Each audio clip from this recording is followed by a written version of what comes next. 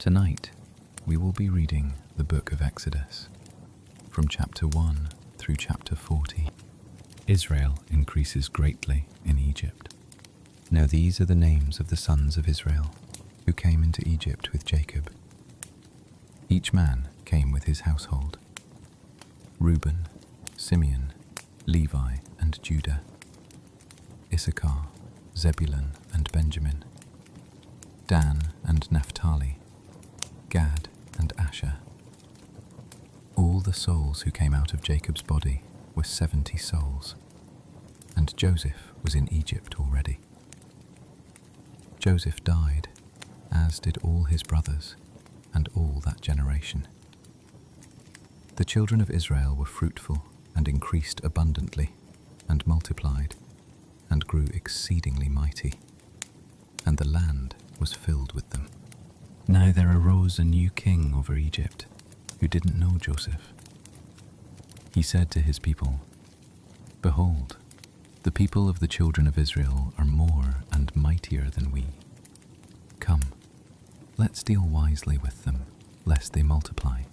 And it happen that when war happens, they also join themselves to our enemies and fight against us, and escape out of the land." Therefore they set taskmasters over them to afflict them with their burdens.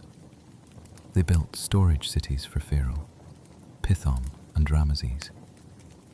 But the more they afflicted them, the more they multiplied, and the more they spread out. They were grieved because of the children of Israel.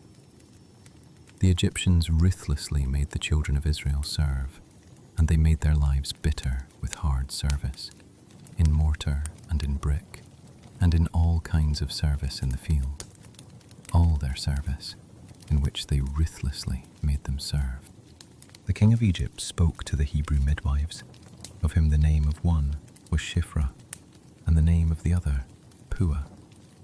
And he said, "When you perform the duty of a midwife to the Hebrew women, and see them on the birth stool, if it is a son, then you shall kill him. But if it is a daughter, then she shall live." But the midwives feared God, and didn't do what the king of Egypt commanded them, but saved the baby boys alive. The king of Egypt called for the midwives, and said to them, "Why have you done this thing, and have saved the baby boys alive?" The midwives said to Pharaoh, "Because the Hebrew women aren't like the Egyptian women, for they are vigorous, and give birth before the midwife comes to them." God dealt well with the midwives, and the people multiplied and grew very mighty. Because the midwives feared God, he gave them families. Pharaoh commanded all his people, saying, "You shall cast every son who is born into the river, and every daughter you shall save alive." The birth of Moses. A man of the house of Levi went and took a daughter of Levi as his wife. The woman conceived and bore a son. When she saw that he was a fine child, she hid him 3 months. When she could no longer hide him, she took a papyrus basket for him and daubed it with bitumen and with pitch. She put the child in it and laid it in the reeds by the river's bank. His sister stood far off to see what would be done to him. Pharaoh's daughter came down to bathe at the river. Her maidens walked along by the riverside. She saw the basket among the reeds and sent her handmaid to get it. She opened it and saw the child, and behold, the baby was crying. She had compassion on him and said, "This is one of the Hebrews' children." Then his sister said to Pharaoh's daughter, "Shall I go and call a nurse for you from the Hebrew women, that she may nurse the child for you?" Pharaoh's daughter said to her, "Go." The young woman went and called the child's mother. Pharaoh's daughter said to her, "Take this child away and nurse him for me, and I will give you your wages." The woman took the child and nursed it. The child grew, and she brought him to Pharaoh's daughter, and he became her son. She named him Moses and said, "Because I drew him out of the water." In those days, when Moses had grown up, he went out to his brothers and looked at their burdens. He saw an Egyptian striking a Hebrew, one of his brothers. He looked this way and that way, and when he saw that there was no one, he struck the Egyptian and hid him in the sand. He went out the second day, and behold, 2 men of the Hebrews were fighting with each other.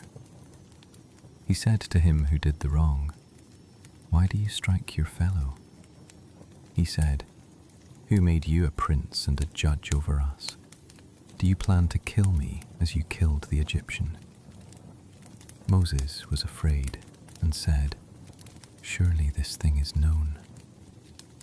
Now when Pharaoh heard this thing, he sought to kill Moses.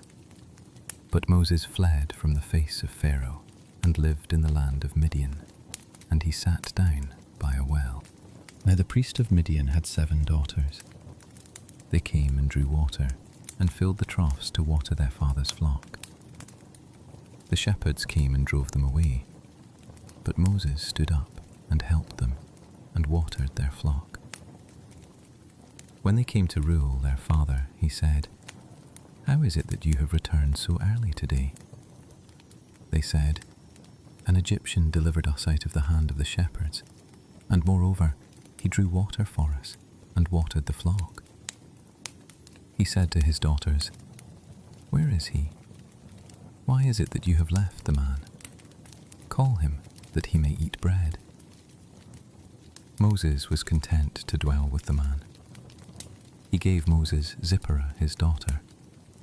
She bore a son, and he named him Gershom, for he said, "I have lived as a foreigner in a foreign land." In the course of those many days, the king of Egypt died, and the children of Israel sighed because of the bondage, and they cried, and their cry came up to God because of the bondage. God heard their groaning, and God remembered his covenant with Abraham, with Isaac, and with Jacob. God saw the children of Israel, and God was concerned about them. Moses and the burning bush. Now Moses was keeping the flock of Jethro his father-in-law, the priest of Midian, and he led the flock to the back of the wilderness, and came to God's mountain, to Horeb. The angel of Yahweh appeared to him in a flame of fire out of the middle of a bush. He looked, and behold, the bush burned with fire, and the bush was not consumed. Moses said, "I will go now and see this great sight, why the bush is not burned." When Yahweh saw that he came over to see, God called to him out of the middle of the bush and said, "Moses, Moses." He said, "Here I am." He said, "Don't come close. Take off your sandals from your feet, for the place you are standing on is holy ground." Moreover, he said, "I am the God of your father, the God of Abraham, the God of Isaac, and the God of Jacob." Moses hid his face, for he was afraid to look at God. Yahweh said, "I have surely seen the affliction of my people who are in Egypt, and have heard their cry because of their taskmasters, for I know their sorrows. I have come down to deliver them out of the hand of the Egyptians, and to bring them up out of that land to a good and large land, to a land flowing with milk and honey, to the place of the Canaanite, the Hittite, the Amorite, the Perizzite, the Hivite, and the Jebusite. Now, behold, the cry of the children of Israel has come to me. Moreover, I have seen the oppression with which the Egyptians oppress them. Come now, therefore, and I will send you to Pharaoh, that you may bring my people, the children of Israel, out of Egypt." Moses said to God, "Who am I, that I should go to Pharaoh, and that I should bring the children of Israel out of Egypt?" He said, Certainly I will be with you. This will be the token to you that I have sent you. When you have brought the people out of Egypt, you shall serve God on this mountain." Moses said to God, "Behold, when I come to the children of Israel and tell them, 'The God of your fathers has sent me to you,' and they ask me, 'What is his name?' what should I tell them?" God said to Moses, "I am who I am." And he said, "You shall tell the children of Israel this: I am has sent me to you." God said moreover to Moses, "You shall tell the children of Israel this: Yahweh, the God of your fathers, the God of Abraham, the God of Isaac, and the God of Jacob, has sent me to you. This is my name forever, and this is my memorial to all generations. Go, gather the elders of Israel together and tell them, Yahweh, the God of your fathers, the God of Abraham, of Isaac, and of Jacob, has appeared to me, saying, I have surely visited you, and seen that which is done to you in Egypt. I have said, I will bring you up out of the affliction of Egypt to the land of the Canaanite, the Hittite, the Amorite, the Perizzite, the Hivite, and the Jebusite, to a land flowing with milk and honey. They will listen to your voice. You shall come, you and the elders of Israel, to the king of Egypt, and you shall tell him, Yahweh, the God of the Hebrews, has met with us. Now please let us go 3 days' journey into the wilderness, that we may sacrifice to Yahweh our God. I know that the king of Egypt won't give you permission to go. No, not by a mighty hand. I will put out my hand and strike Egypt with all my wonders which I will do among them, and after that he will let you go. I will give this people favor in the sight of the Egyptians. It will happen that when you go, you shall not go empty-handed, but every woman shall ask of her neighbor and of her who visits her house jewels of silver, jewels of gold, and clothing. You shall put them on your sons and on your daughters. You shall plunder the Egyptians. Signs given to Moses. Moses answered, But behold, they will not believe me, nor listen to my voice, for they will say, Yahweh has not appeared to you. Yahweh said to him, What is that in your hand? He said, A rod. He said, Throw it on the ground. He threw it on the ground, and it became a serpent, and Moses fled from before it. Yahweh said to Moses, Put out your hand and take it by the tail. He put out his hand and laid hold of it, and it became a rod in his hand. That they may believe that Yahweh, the God of their fathers, the God of Abraham, the God of Isaac, and the God of Jacob, has appeared to you. Yahweh said furthermore to him, Now put your hand inside your cloak. He put his hand inside his cloak, and when he took it out, behold, his hand was leprous, as white as snow. He said, Put your hand inside your cloak again. He put his hand inside his cloak again, and when he took it out of his cloak, behold, it had turned again as his other flesh. It will happen, if they will not believe you or listen to the voice of the first sign, that they will believe the voice of the latter sign. It will happen, if they will not believe even these 2 signs or listen to your voice, that you shall take of the water of the river and pour it on the dry land. The water which you take out of the river will become blood on the dry land.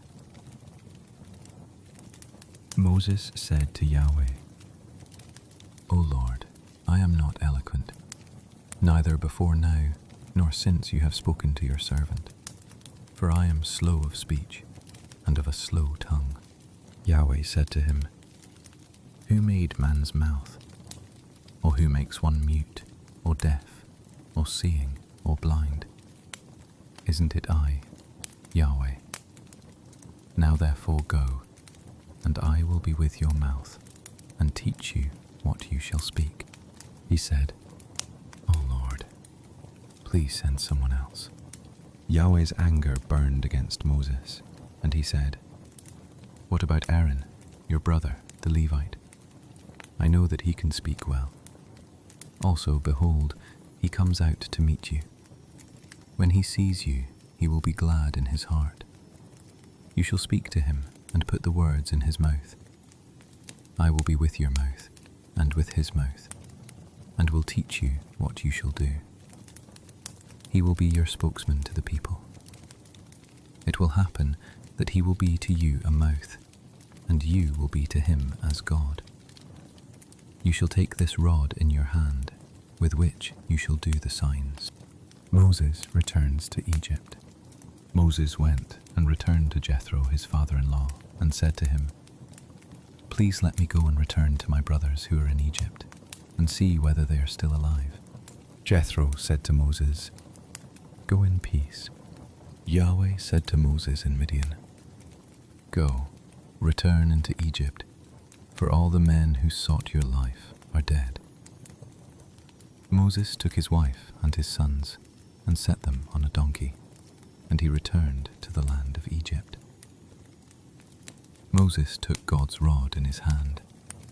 Yahweh said to Moses, When you go back into Egypt, see that you do before Pharaoh all the wonders which I have put in your hand. But I will harden his heart, and he will not let the people go.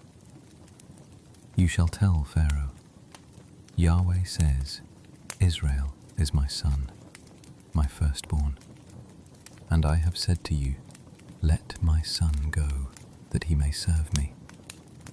And you have refused to let him go. Behold, I will kill your son, your firstborn. On the way at a lodging place, Yahweh met him and sought to kill him.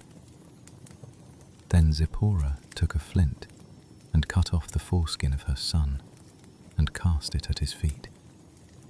And she said, Surely you are a bridegroom of blood to me. So he let him alone.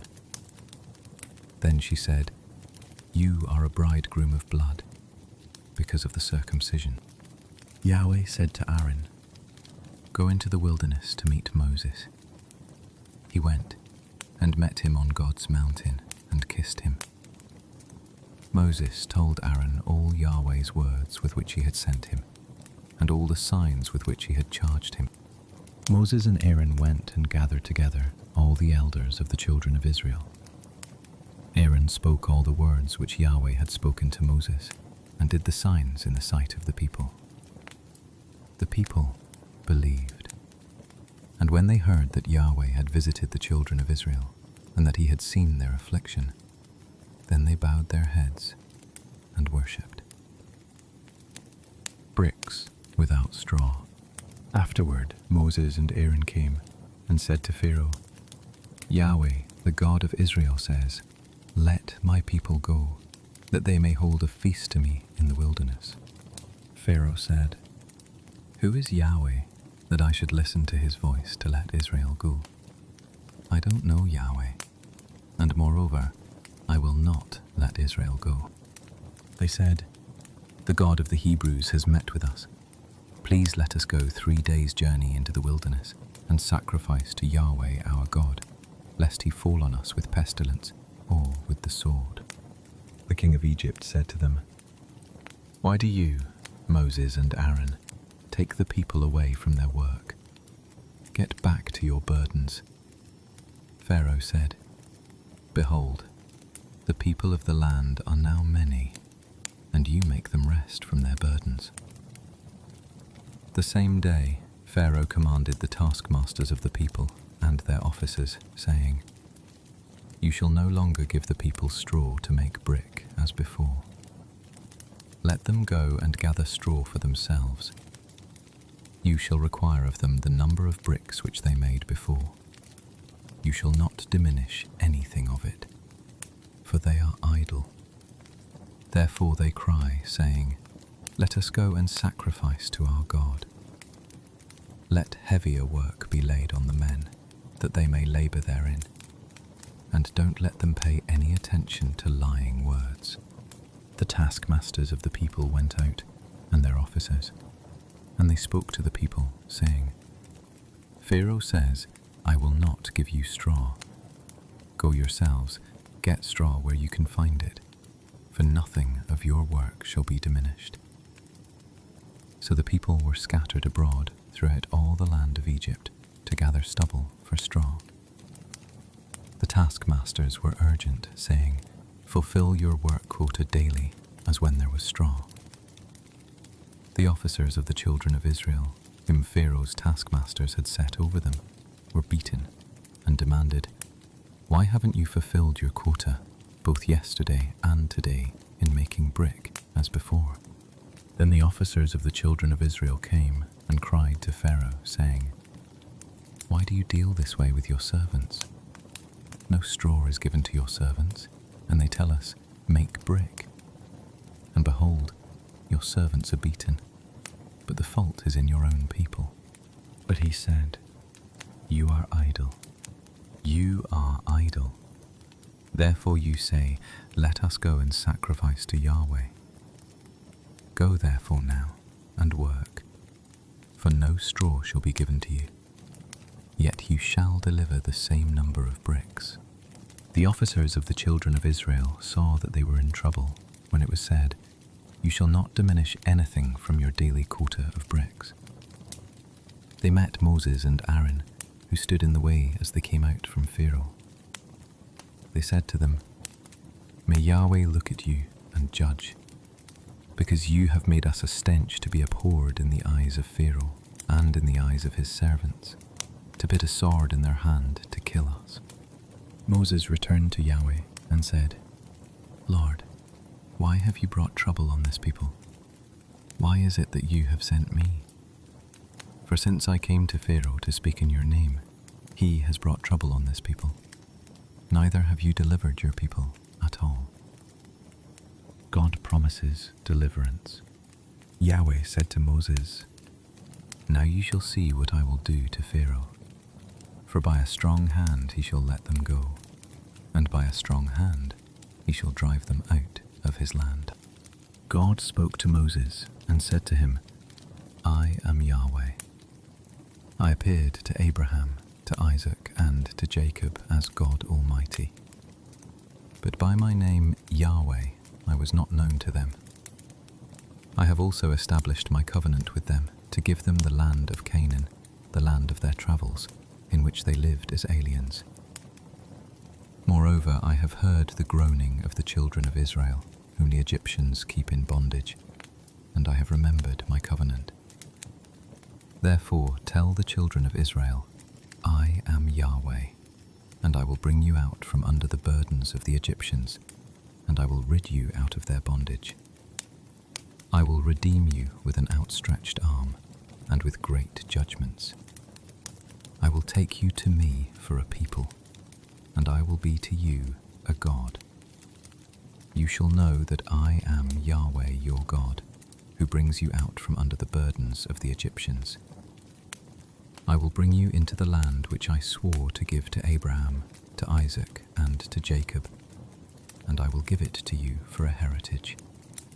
I am Yahweh. Moses spoke so to the children of Israel, but they didn't listen to Moses for anguish of spirit and for cruel bondage. Yahweh spoke to Moses, saying, Go in, speak to Pharaoh king of Egypt, that he let the children of Israel go out of his land. Moses spoke before Yahweh, saying, Behold, the children of Israel have not listened to me. How then shall Pharaoh listen to me, who am of uncircumcised lips?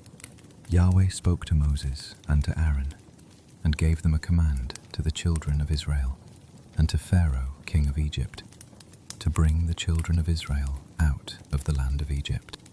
Moses and Aaron before Pharaoh. Yahweh spoke to Moses, saying, See, I have made you like God to Pharaoh, and Aaron your brother shall be your prophet. You shall speak all that I command you, and Aaron your brother shall speak to Pharaoh, that he let the children of Israel go out of his land. I will harden Pharaoh's heart, and multiply my signs and my wonders in the land of Egypt. But Pharaoh will not listen to you, and I will lay my hand on Egypt and bring out my armies, my people, the children of Israel, out of the land of Egypt by great judgments. The Egyptians shall know that I am Yahweh, when I stretch out my hand on Egypt and bring out the children of Israel from among them. Moses and Aaron did so. As Yahweh commanded them, so they did. Moses was 80 years old, and Aaron 83 years old, when they spoke to Pharaoh. Yahweh spoke to Moses and to Aaron, saying, When Pharaoh speaks to you, saying, Show a miracle for yourselves, then you shall tell Aaron, Take your rod and cast it down before Pharaoh, that it become a serpent. Moses and Aaron went in to Pharaoh, and they did so as Yahweh had commanded. Aaron cast down his rod before Pharaoh and before his servants, and it became a serpent. Then Pharaoh also called for the wise men and the sorcerers. They also, the magicians of Egypt, did in like manner with their enchantments, for they each cast down their rods, and they became serpents. But Aaron's rod swallowed up their rods. Pharaoh's heart was hardened, and he didn't listen to them, as Yahweh had spoken. Yahweh said to Moses, Pharaoh's heart is stubborn. He refuses to let the people go. Go to Pharaoh in the morning. Behold, he goes out to the water. You shall stand by the river's bank to meet him. The rod which was turned to a serpent you shall take in your hand. You shall tell him, Yahweh, the God of the Hebrews, has sent me to you, saying, Let my people go, that they may serve me in the wilderness. Behold, until now you haven't listened. Yahweh says, By this you shall know that I am Yahweh. Behold, I will strike with the rod that is in my hand on the waters which are in the river, and they shall be turned to blood. The fish that are in the river shall die, and the river shall become foul. The Egyptians shall loathe to drink water from the river. Yahweh said to Moses, Tell Aaron, Take your rod and stretch out your hand over the waters of Egypt, over their rivers, over their streams, and over their pools, and over all their ponds of water, that they may become blood. There shall be blood throughout all the land of Egypt, both in vessels of wood and in vessels of stone. Moses and Aaron did so, as Yahweh commanded. He lifted up the rod and struck the waters that were in the river, in the sight of Pharaoh and in the sight of his servants. And all the waters that were in the river were turned to blood. The fish that were in the river died. The river became foul. The Egyptians couldn't drink water from the river. The blood was throughout all the land of Egypt. The magicians of Egypt did in like manner with their enchantments. Pharaoh's heart was hardened, and he didn't listen to them, as Yahweh had spoken. Pharaoh turned and went into his house, and he didn't even take this to heart. All the Egyptians dug around the river for water to drink, for they couldn't drink the river water. 7 days were fulfilled after Yahweh had struck the river. Yahweh said to Moses, Go in to Pharaoh and tell him, Yahweh says, Let my people go, that they may serve me. If you refuse to let them go, behold, I will plague all your borders with frogs. The river shall swarm with frogs, which shall go up and come into your house, and into your bedroom, and on your bed, and into the house of your servants, and on your people, and into your ovens, and into your kneading troughs. The frogs shall come up both on you and on your people, and on all your servants. Yahweh said to Moses, "Tell Aaron, stretch out your hand with your rod over the rivers, over the streams, and over the pools, and cause frogs to come up on the land of Egypt." Aaron stretched out his hand over the waters of Egypt, and the frogs came up and covered the land of Egypt. The magicians did in like manner with their enchantments, and brought up frogs on the land of Egypt. Then Pharaoh called for Moses and Aaron and said, "Pray to Yahweh that he take away the frogs from me and from my people, and I will let the people go, that they may sacrifice to Yahweh." Moses said to Pharaoh, "I give you the honor of setting the time that I should pray for you, and for your servants, and for your people, that the frogs be destroyed from you and your houses, and remain in the river only." He said, "Tomorrow." He said, "Be it according to your word, that you may know that there is no one like Yahweh our God. The frogs shall depart from you, and from your houses, and from your servants, and from your people. They shall remain in the river only." Moses and Aaron went out from Pharaoh. Moses cried to Yahweh concerning the frogs which he had brought on Pharaoh. Yahweh did according to the word of Moses. And the frogs died out of the houses, out of the courts, and out of the fields. They gathered them together in heaps, and the land stank. But when Pharaoh saw that there was relief, he hardened his heart, and didn't listen to them, as Yahweh had spoken.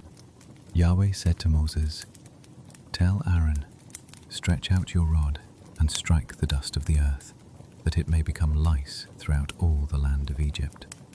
They did so. Aaron stretched out his hand with his rod, and struck the dust of the earth, and there were lice on man and on animal. All the dust of the earth became lice throughout all the land of Egypt. The magicians tried with their enchantments to produce lice, but they couldn't. There were lice on man and on animal. Then the magicians said to Pharaoh, "This is the finger of God."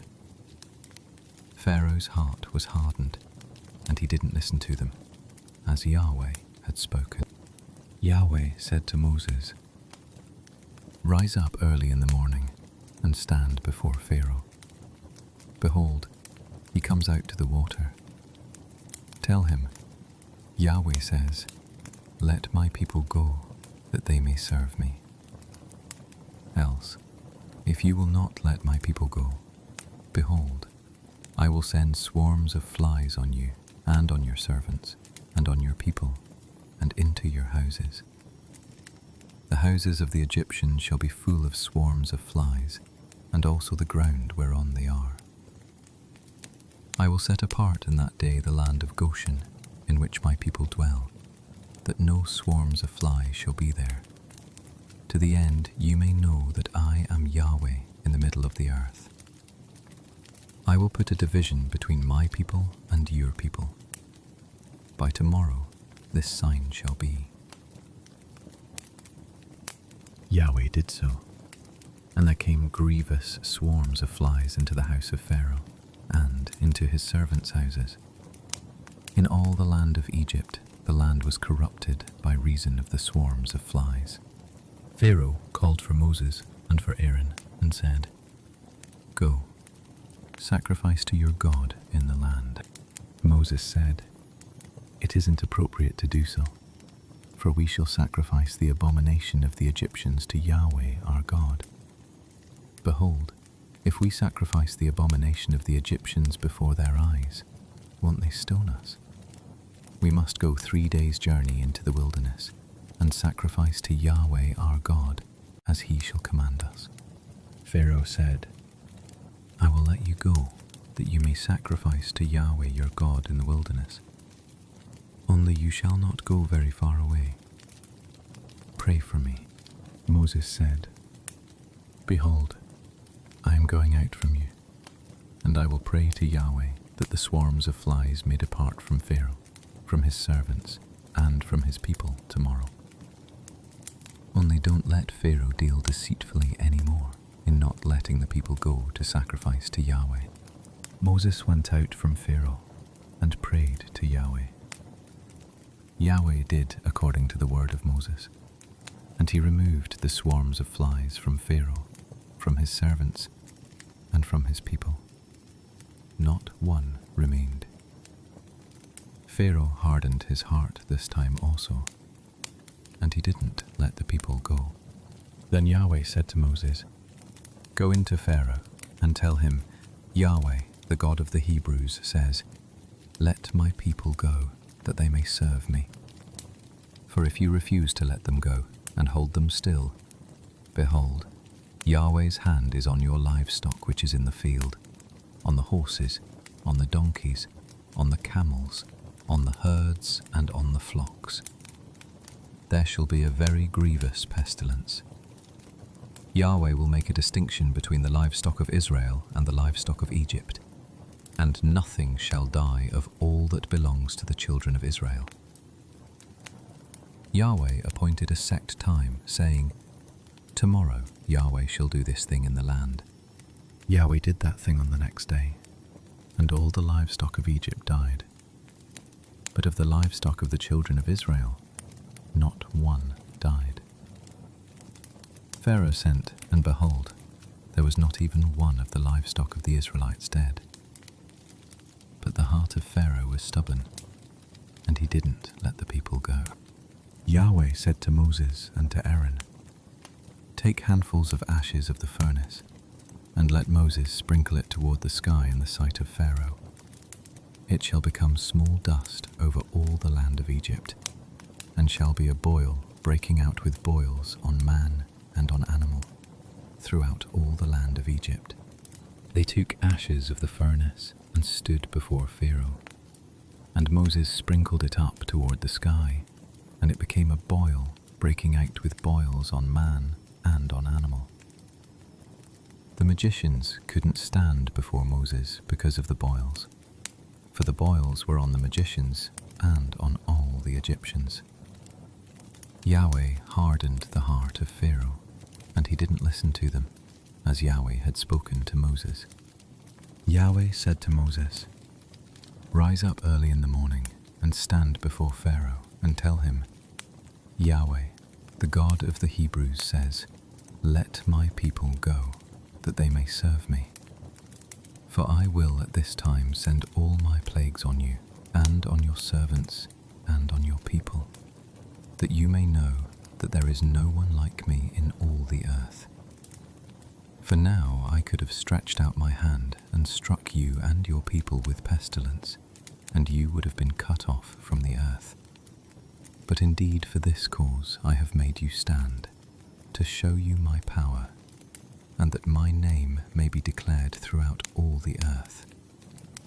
You still exalt yourself against my people, that you won't let them go.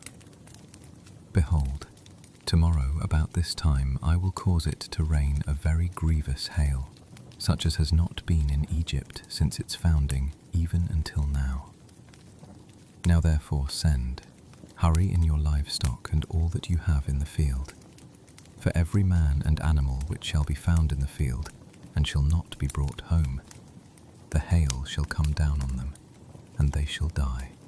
Those who feared Yahweh's word among the servants of Pharaoh made their servants and their livestock flee into the houses. Whoever didn't regard Yahweh's word left his servants and his livestock in the field. Yahweh said to Moses, "Stretch out your hand toward the sky, that there may be hail in all the land of Egypt, on man and on animal, and on every herb of the field throughout the land of Egypt." Moses stretched out his rod toward the sky, and Yahweh sent thunder and hail, and lightning flashed down to the earth. Yahweh rained hail on the land of Egypt, so there was hail and lightning flashing continually among the hail, very grievous, such as had not been in all the land of Egypt since it became a nation. The hail struck throughout all the land of Egypt, all that was in the field, both man and animal. And the hail struck every herb of the field, and broke every tree of the field. Only in the land of Goshen, where the children of Israel were, was there no hail. Pharaoh sent and called for Moses and Aaron, and said to them, I have sinned this time.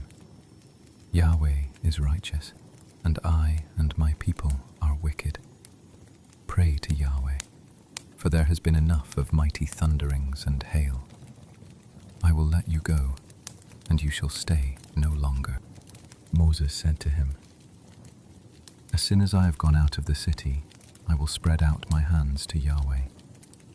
The thunder shall cease, and there shall be no more hail, that you may know that the earth is Yahweh's. But as for you and your servants, I know that you don't yet fear Yahweh God. The flax and the barley were struck, for the barley was in the ear, and the flax was in bloom. But the wheat and the spelt were not struck, for they had not grown up. Moses went out of the city from Pharaoh, and spread out his hands to Yahweh. The thunder and hail ceased, and the rain was not poured on the earth. When Pharaoh saw that the rain and the hail and the thunder had ceased, he sinned yet more, and hardened his heart, he and his servants. The heart of Pharaoh was hardened, and he didn't let the children of Israel go, as Yahweh had spoken by Moses. Yahweh said to Moses, Go in to Pharaoh, for I have hardened his heart, and the heart of his servants, that I may show these my signs in the middle of them, and that you may tell in the hearing of your son and of your son's son what things I have done in Egypt, and my signs which I have done among them, that you may know that I am Yahweh. Moses and Aaron went in to Pharaoh and said to him, Yahweh, the God of the Hebrews, says, How long will you refuse to humble yourself before me? Let my people go, that they may serve me. Else, if you refuse to let my people go, behold, tomorrow I will bring locusts into your borders, and they shall cover the surface of the earth, so that one won't be able to see the earth. They shall eat the residue of that which has escaped, which remains to you from the hail, and shall eat every tree which grows for you out of the field. Your houses shall be filled, and the houses of all your servants, and the houses of all the Egyptians, as neither your fathers nor your fathers' fathers have seen, since the day that they were on the earth to this day. He turned and went out from Pharaoh. Pharaoh's servants said to him, How long shall this man be a snare to us? Let the men go, that they may serve Yahweh their God. Don't you yet know that Egypt is destroyed? Moses and Aaron were brought again to Pharaoh, and he said to them, Go, serve Yahweh your God. But who are those who shall go? Moses said, We will go with our young and with our old.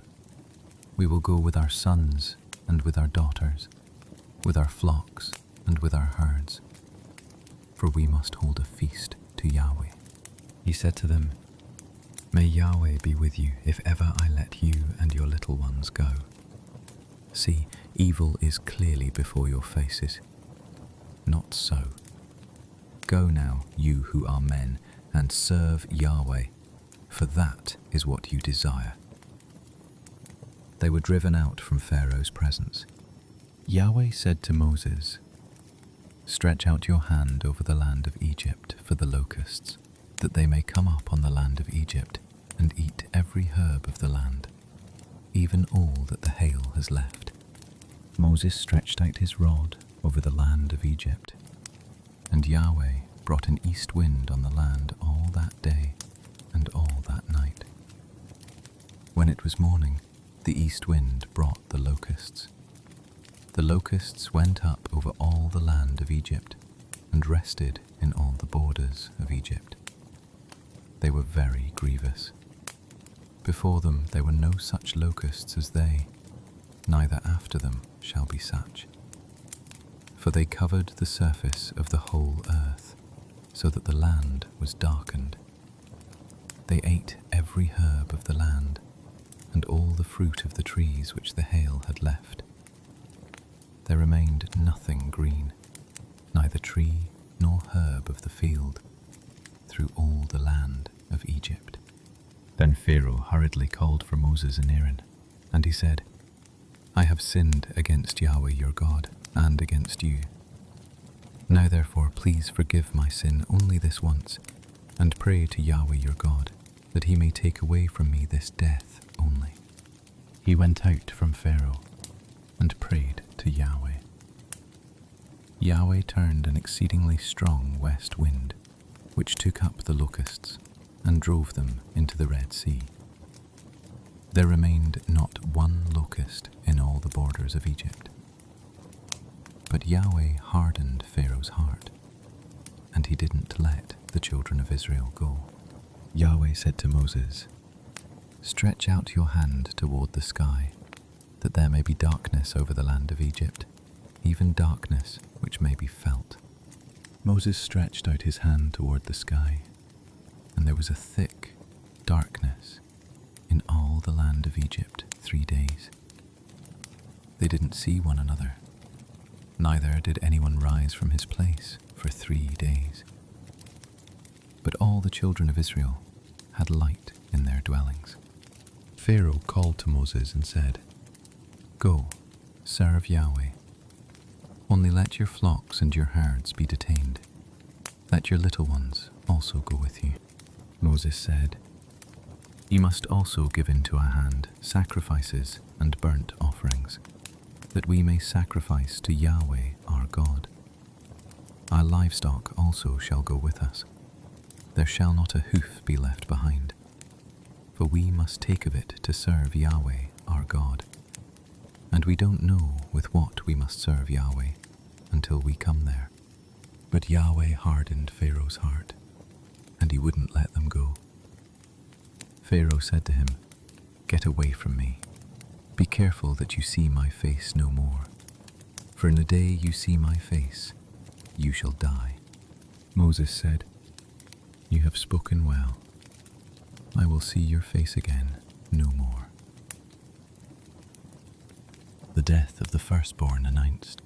Yahweh said to Moses, Yet one plague more will I bring on Pharaoh and on Egypt. Afterwards he will let you go from here. When he lets you go, he will surely thrust you out altogether. Speak now in the ears of the people, and let every man ask of his neighbor, and every woman of her neighbor, jewels of silver and jewels of gold. Yahweh gave the people favor in the sight of the Egyptians. Moreover, the man, Moses, was very great in the land of Egypt, in the sight of Pharaoh's servants, and in the sight of the people. Moses said, Yahweh says, About midnight I will go out into the middle of Egypt, and all the firstborn in the land of Egypt shall die, from the firstborn of Pharaoh who sits on his throne, even to the firstborn of the female servant who is behind the mill, and all the firstborn of livestock. There shall be a great cry throughout all the land of Egypt, such as there has not been, nor shall be any more. But against any of the children of Israel a dog shall not even bark or move its tongue, against man or animal, that you may know that Yahweh makes a distinction between the Egyptians and Israel. All these your servants shall come down to me, and bow down themselves to me, saying, Get out, and all the people who follow you. After that I will go out. He went out from Pharaoh in hot anger. Yahweh said to Moses, Pharaoh won't listen to you, that my wonders may be multiplied in the land of Egypt. Moses and Aaron did all these wonders before Pharaoh, and Yahweh hardened Pharaoh's heart, and he didn't let the children of Israel go out of his land. The Passover instituted. Yahweh spoke to Moses and Aaron in the land of Egypt, saying, "This month shall be to you the beginning of months. It shall be the first month of the year to you.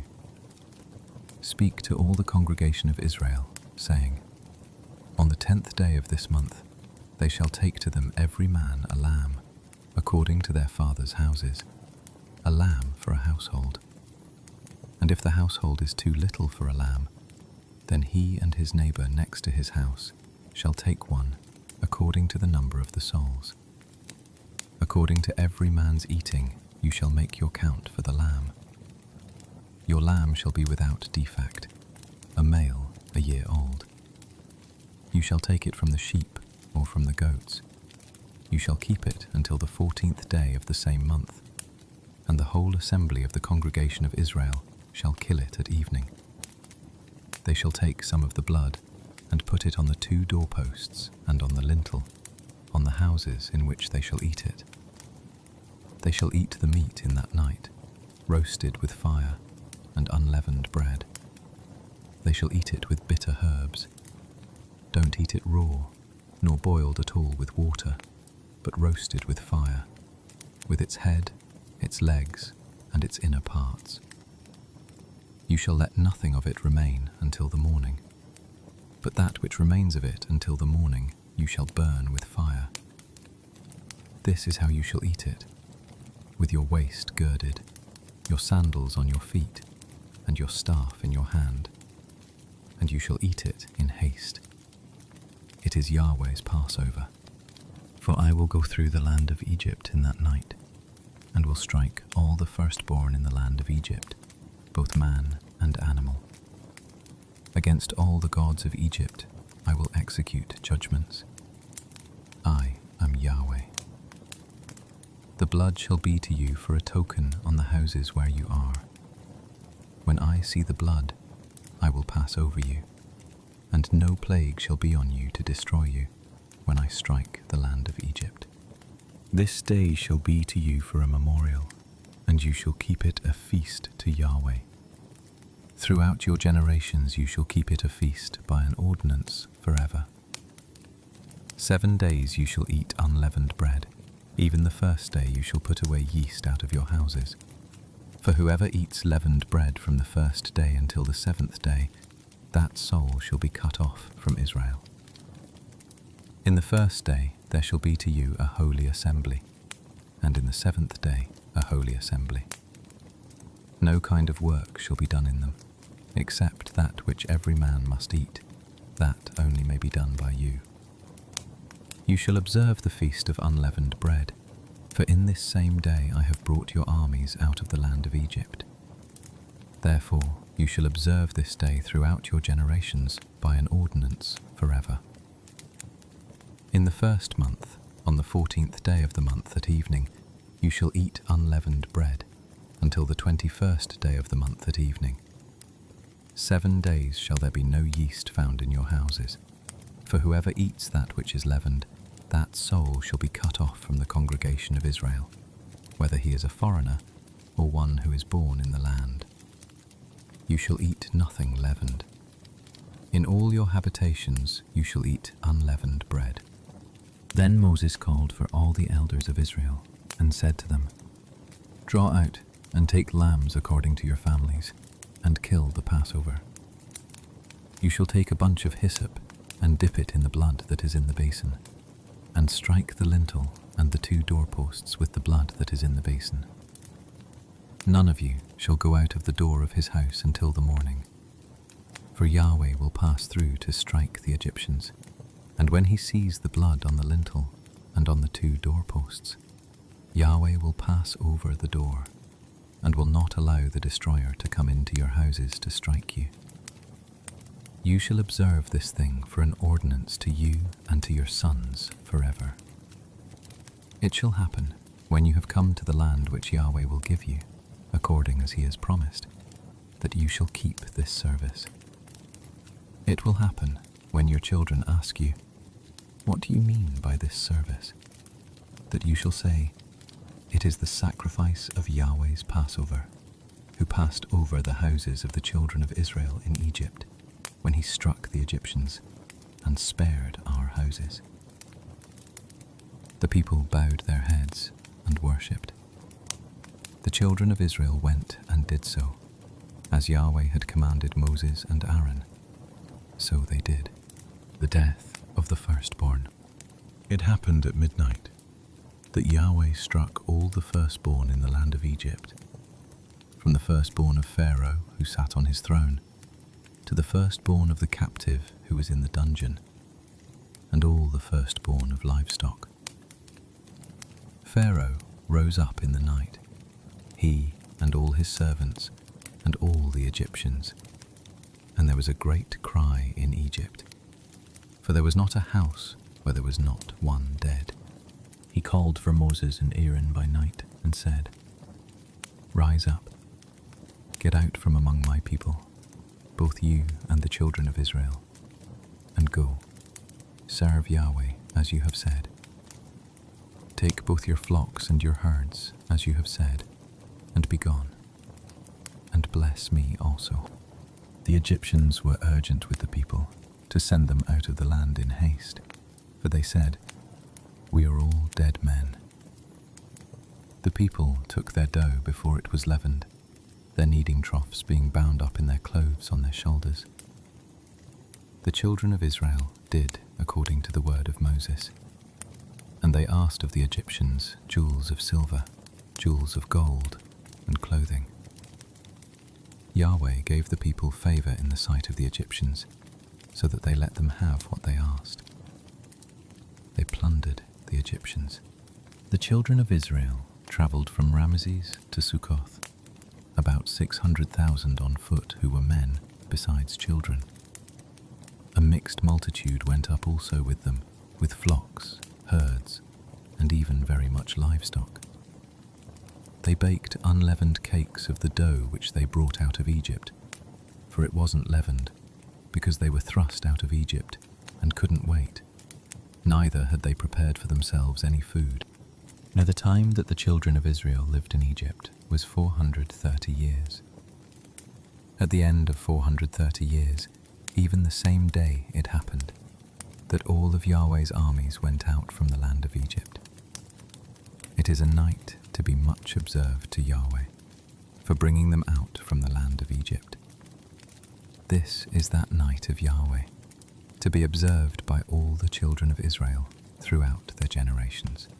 Ordinances of the Passover. Yahweh said to Moses and Aaron, "This is the ordinance of the Passover. No foreigner shall eat of it, but every man's servant who is bought for money, when you have circumcised him, then shall he eat of it. A foreigner and a hired servant shall not eat of it. In one house shall it be eaten. You shall not carry anything of the meat outside of the house. You shall not break a bone of it. All the congregation of Israel shall keep it. When a foreigner lives as a stranger with you and will keep the Passover to Yahweh, let all his males be circumcised, and then let him come near and keep it.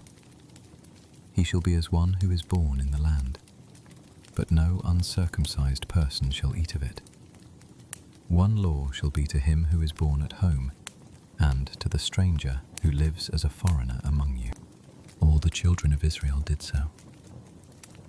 As Yahweh commanded Moses and Aaron, so they did. That same day Yahweh brought the children of Israel out of the land of Egypt by their armies. The consecration of the firstborn.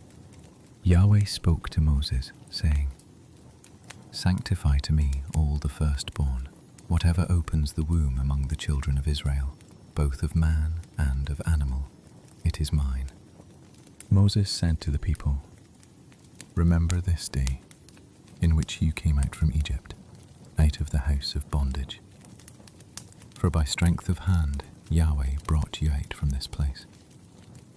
No leavened bread shall be eaten. Today you go out in the month Abib. It shall be, when Yahweh brings you into the land of the Canaanite, the Hittite, the Amorite, the Hivite, and the Jebusite, which he swore to your fathers to give you, a land flowing with milk and honey, that you shall keep this service in this month. 7 days you shall eat unleavened bread, And in the 7th day shall be a feast to Yahweh. Unleavened bread shall be eaten 7 days, and no leavened bread shall be seen with you. No yeast shall be seen with you in all your borders. You shall tell your son in that day, saying, It is because of that which Yahweh did for me when I came out of Egypt. It shall be for a sign to you on your hand, and for a memorial between your eyes, that Yahweh's law may be in your mouth. For with a strong hand Yahweh has brought you out of Egypt.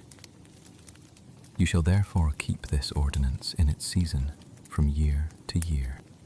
It shall be, when Yahweh brings you into the land of the Canaanite, as he swore to you and to your fathers, and shall give it to you, that you shall set apart to Yahweh all that opens the womb, and every firstborn which you have that comes from an animal. The males shall be Yahweh's. Every firstborn of a donkey you shall redeem with a lamb, and if you will not redeem it, then you shall break its neck. All the firstborn of man among your sons you shall redeem. It shall be, when your son asks you in time to come, saying, What is this? That you shall tell him, By strength of hand Yahweh brought us out from Egypt, from the house of bondage. It happened, when Pharaoh would hardly let us go, that Yahweh killed all the firstborn in the land of Egypt, both the firstborn of man and the firstborn of animal. Therefore I sacrifice to Yahweh all that opens the womb, being males. But all the firstborn of my sons I redeem. It shall be for a sign on your hand, and for symbols between your eyes. For by strength of hand Yahweh brought us out of Egypt. The pillars of cloud and fire. When Pharaoh had let the people go, God didn't lead them by the way of the land of the Philistines, although that was near. For God said, Lest perhaps the people change their minds when they see war, and they return to Egypt. But God led the people around, by the way of the wilderness, by the Red Sea. And the children of Israel went up armed out of the land of Egypt. Moses took the bones of Joseph with him, for he had strictly sworn the children of Israel, saying, God will surely visit you, and you shall carry up my bones away from here with you. They took their journey from Succoth, and encamped in Etham, in the edge of the wilderness.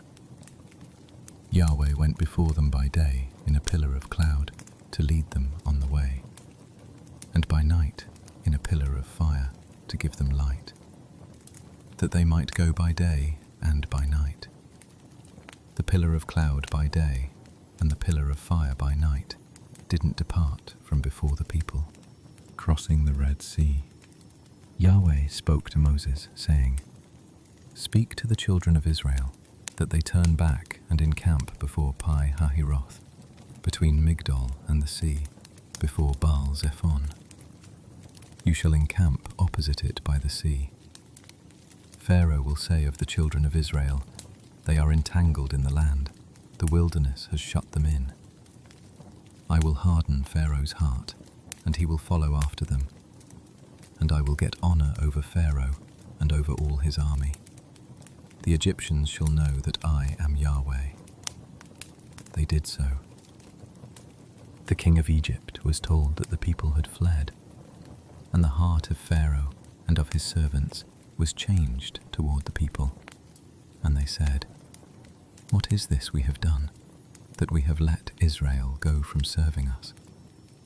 He prepared his chariot and took his army with him, and he took 600 chosen chariots, and all the chariots of Egypt, and captains over all of them. Yahweh hardened the heart of Pharaoh king of Egypt, and he pursued the children of Israel. For the children of Israel went out with a high hand. The Egyptians pursued them, all the horses and chariots of Pharaoh, his horsemen, and his army, and overtook them encamping by the sea, beside Pi-hahiroth, before Baal-zephon. When Pharaoh drew near, the children of Israel lifted up their eyes, and behold, the Egyptians marched after them, and they were very afraid. The children of Israel cried out to Yahweh. They said to Moses, "Because there were no graves in Egypt, have you taken us away to die in the wilderness?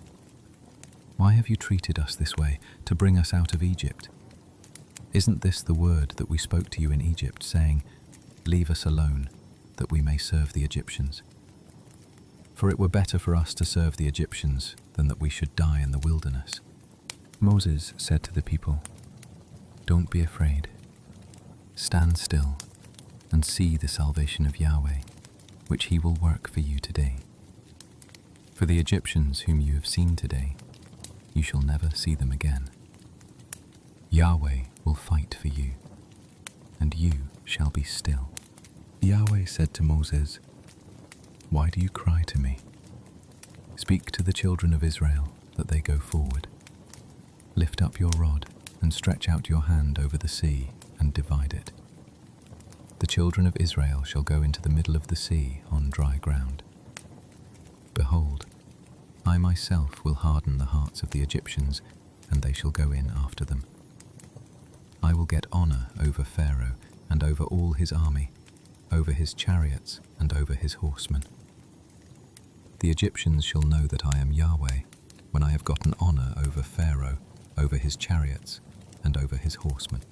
The angel of God, who went before the camp of Israel, moved and went behind them, and the pillar of cloud moved from before them and stood behind them. It came between the camp of Egypt and the camp of Israel. There was the cloud and the darkness, yet it gave light by night, and the one didn't come near the other all the night. Moses stretched out his hand over the sea, and Yahweh caused the sea to go back by a strong east wind all the night, and made the sea dry land, and the waters were divided. The children of Israel went into the middle of the sea on the dry ground, and the waters were a wall to them on their right hand and on their left. The Egyptians pursued and went in after them into the middle of the sea, all Pharaoh's horses, his chariots, and his horsemen. In the morning watch, Yahweh looked out on the army of the Egyptians through the pillar of fire and of cloud, and confused the army of the Egyptians. He took off their chariot wheels, and they drove them heavily, so that the Egyptians said, "Let's flee from the face of Israel, for Yahweh fights for them against the Egyptians." Yahweh said to Moses, "Stretch out your hand over the sea, that the waters may come again on the Egyptians, on their chariots, and on their horsemen." Moses stretched out his hand over the sea, and the sea returned to its strength when the morning appeared, and the Egyptians fled against it. Yahweh overthrew the Egyptians in the middle of the sea.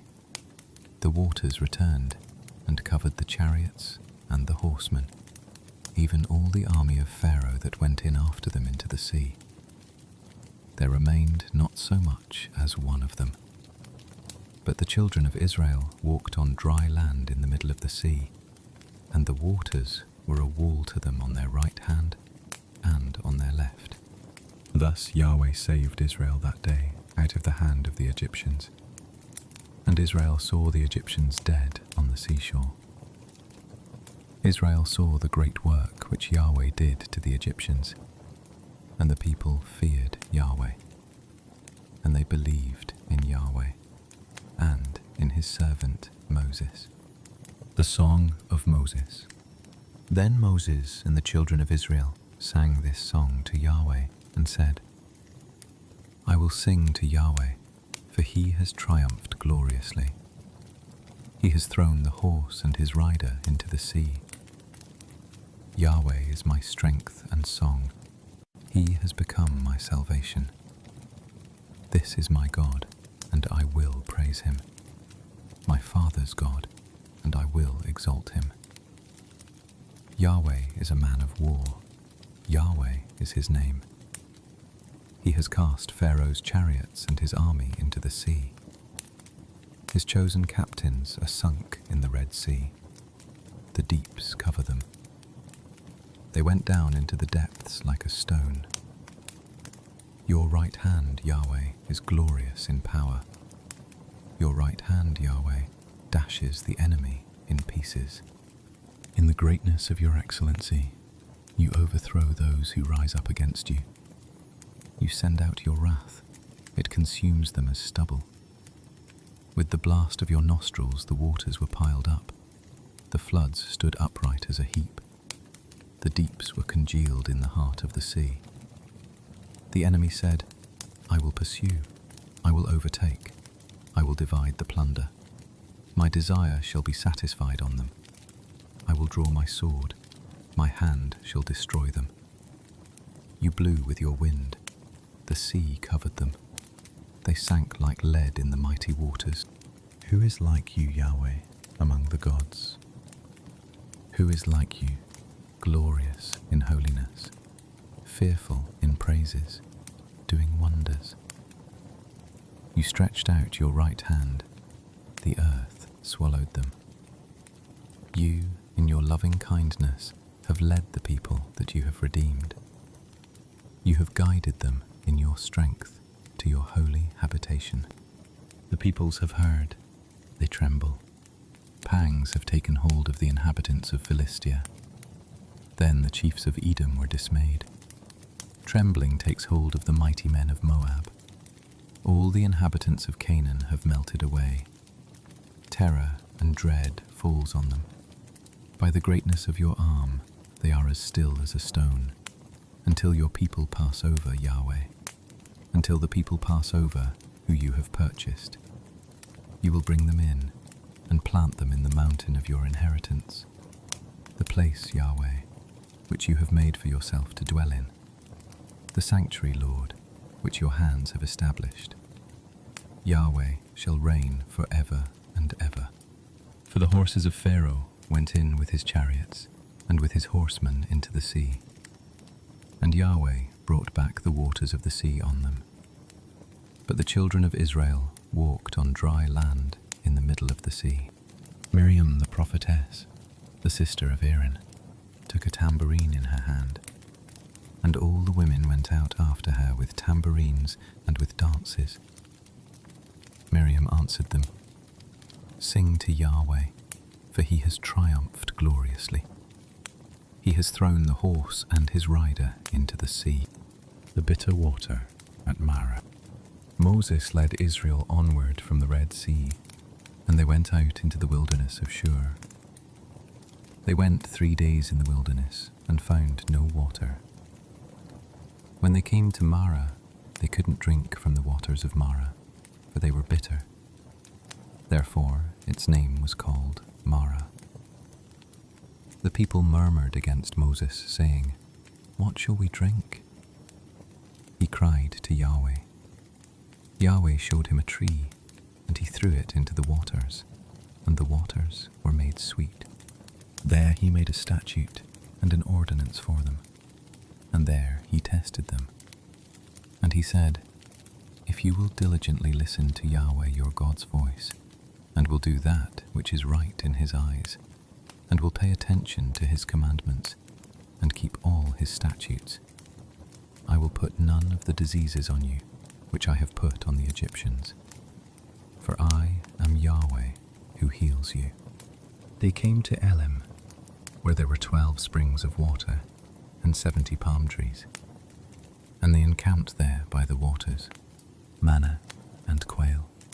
They took their journey from Elim, and all the congregation of the children of Israel came to the wilderness of Sin, which is between Elim and Sinai, on the 15th day of the 2nd month after their departing out of the land of Egypt. The whole congregation of the children of Israel murmured against Moses and against Aaron in the wilderness. And the children of Israel said to them, We wish that we had died by Yahweh's hand in the land of Egypt, when we sat by the meat pots, when we ate bread to the full. For you have brought us out into this wilderness, to kill this whole assembly with hunger. Then Yahweh said to Moses, Behold, I will rain bread from the sky for you, and the people shall go out and gather a day's portion every day, that I may test them, whether they will walk in my law or not. It shall come to pass on the 6th day that they shall prepare that which they bring in, and it shall be twice as much as they gather daily. Moses and Aaron said to all the children of Israel, At evening, then you shall know that Yahweh has brought you out from the land of Egypt. And in the morning, then you shall see Yahweh's glory, because he hears your murmurings against Yahweh. Who are we that you murmur against us? Moses said, Now Yahweh will give you meat to eat in the evening, and in the morning bread to the full, because Yahweh hears your murmurings, which you murmur against him. Who are we? Your murmurings are not against us, but against Yahweh. Moses said to Aaron, Tell all the congregation of the children of Israel, Come near before Yahweh, for he has heard your murmurings. It happened, as Aaron spoke to the whole congregation of the children of Israel, that they looked toward the wilderness, and behold, Yahweh's glory appeared in the cloud.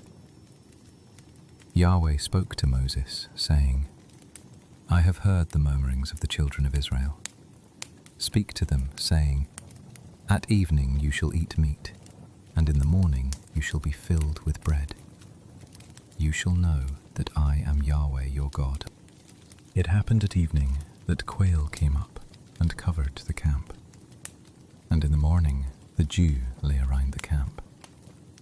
When the dew that lay had gone, behold, on the surface of the wilderness was a small, round thing, small as the frost on the ground.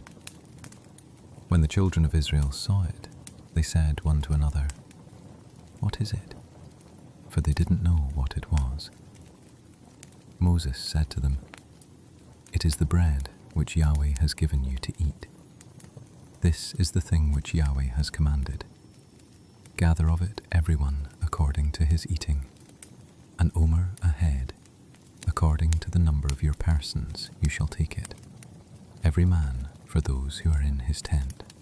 The children of Israel did so, and gathered some more, some less.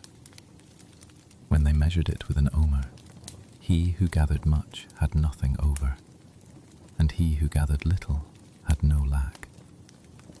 They gathered every man according to his eating. Moses said to them, Let no one leave of it until the morning. Notwithstanding, they didn't listen to Moses, but some of them left of it until the morning, and it bred worms and became foul. And Moses was angry with them. They gathered it morning by morning, every man according to his eating. When the sun grew hot, it melted. It happened on the 6th day that they gathered twice as much bread, 2 omers for each one. All the rulers of the congregation came and told Moses. He said to them, This is that which Yahweh has spoken. Tomorrow is a solemn rest, a holy Sabbath to Yahweh. Bake that which you want to bake, and boil that which you want to boil. And all that remains over lay up for yourselves to be kept until the morning. They laid it up until the morning, as Moses asked, and it didn't become foul, neither was there any worm in it. Moses said, Eat that today, for today is a Sabbath to Yahweh. Today you shall not find it in the field. 6 days you shall gather it, but on the 7th day is the Sabbath. In it there shall be none. It happened on the 7th day that some of the people went out to gather, and they found none. Yahweh said to Moses, How long do you refuse to keep my commandments and my laws? Behold, because Yahweh has given you the Sabbath, therefore he gives you on the 6th day the bread of 2 days. Everyone stay in his place. Let no one go out of his place on the 7th day. So the people rested on the 7th day. The house of Israel called its name Manna. It was like coriander seed, white, and its taste was like wafers with honey. Moses said, This is the thing which Yahweh has commanded. Let an omer full of it be kept throughout your generations, that they may see the bread with which I fed you in the wilderness, when I brought you out from the land of Egypt. Moses said to Aaron, Take a pot and put an omer full of manna in it, and lay it up before Yahweh, to be kept throughout your generations. As Yahweh commanded Moses, so Aaron laid it up before the testimony, to be kept. The children of Israel ate the manna 40 years, until they came to a land inhabited. They ate the manna until they came to the borders of the land of Canaan. Now an omer is the 10th part of an ephah, water from the rock. All the congregation of the children of Israel travelled from the wilderness of Sin by their journeys, according to Yahweh's commandment, and encamped in Rephidim. And there was no water for the people to drink. Therefore the people quarrelled with Moses and said, Give us water to drink. Moses said to them, Why do you quarrel with me? Why do you test Yahweh? The people were thirsty for water there. And the people murmured against Moses and said, Why have you brought us up out of Egypt, to kill us, our children, and our livestock with thirst? Moses cried to Yahweh, saying, What shall I do with this people? They are almost ready to stone me. Yahweh said to Moses, Walk on before the people, and take with you of the elders of Israel, and take in your hand your rod with which you struck the river, and go. Behold, I will stand before you there on the rock in Horeb. You shall strike the rock, and water will come out of it, that the people may drink. Moses did so in the sight of the elders of Israel. He called the name of the place Massah and Meribah, because the children of Israel quarrelled, and because they tested Yahweh, saying, Is Yahweh among us, or not? Amalek defeated. Then Amalek came and fought with Israel in Rephidim. Moses said to Joshua, Choose men for us, and go out, fight with Amalek. Tomorrow I will stand on the top of the hill with God's rod in my hand. So Joshua did as Moses had told him, and fought with Amalek. And Moses, Aaron, and Hur went up to the top of the hill. It happened, when Moses held up his hand, that Israel prevailed, and when he let down his hand, Amalek prevailed. But Moses' hands were heavy, and they took a stone and put it under him, and he sat on it. Aaron and Hur held up his hands, the one on the one side, and the other on the other side. His hands were steady until sunset. Joshua defeated Amalek and his people with the edge of the sword. Yahweh said to Moses, Write this for a memorial in a book, and rehearse it in the ears of Joshua, that I will utterly blot out the memory of Amalek from under the sky. Moses built an altar, and called its name Yahweh our banner. He said, Yah has sworn, Yahweh will have war with Amalek from generation to generation. Jethro's advice. Now Jethro, the priest of Midian, Moses' father-in-law, heard of all that God had done for Moses and for Israel his people, how Yahweh had brought Israel out of Egypt. Jethro, Moses' father-in-law, received Zipporah, Moses' wife, after he had sent her away, and her 2 sons. The name of the one son was Gershom, for Moses said, I have lived as a foreigner in a foreign land. The name of the other was Eleazar, for he said, My father's God was my help, and delivered me from Pharaoh's sword. Jethro, Moses' father-in-law, came with his sons and his wife to Moses into the wilderness where he was encamped, at God's mountain. He said to Moses, I, your father-in-law Jethro, have come to you with your wife, and her 2 sons with her. Moses went out to meet his father-in-law, and bowed himself and kissed him. They asked each other of their welfare, and they came into the tent. Moses told his father-in-law all that Yahweh had done to Pharaoh and to the Egyptians for Israel's sake, all the hardships that had come on them on the way, and how Yahweh delivered them. Jethro rejoiced for all the goodness which Yahweh had done to Israel, in that he had delivered them out of the hand of the Egyptians. Jethro said, "Blessed be Yahweh, who has delivered you out of the hand of the Egyptians, and out of the hand of Pharaoh, who has delivered the people from under the hand of the Egyptians. Now I know that Yahweh is greater than all gods, because of the thing in which they dealt arrogantly against them." Jethro, Moses' father-in-law, took a burnt offering and sacrifices for God. Aaron came with all of the elders of Israel to eat bread with Moses' father-in-law before God. It happened on the next day that Moses sat to judge the people, and the people stood around Moses from the morning to the evening. When Moses' father-in-law saw all that he did to the people, he said, "What is this thing that you do for the people? Why do you sit alone, and all the people stand around you from morning to evening?" Moses said to his father-in-law, "Because the people come to me to inquire of God. When they have a matter, they come to me, and I judge between a man and his neighbor, and I make them know the statutes of God and his laws." Moses' father-in-law said to him, "The thing that you do is not good. You will surely wear away both you and this people that is with you, for the thing is too heavy for you. You are not able to perform it yourself alone. Listen now to my voice.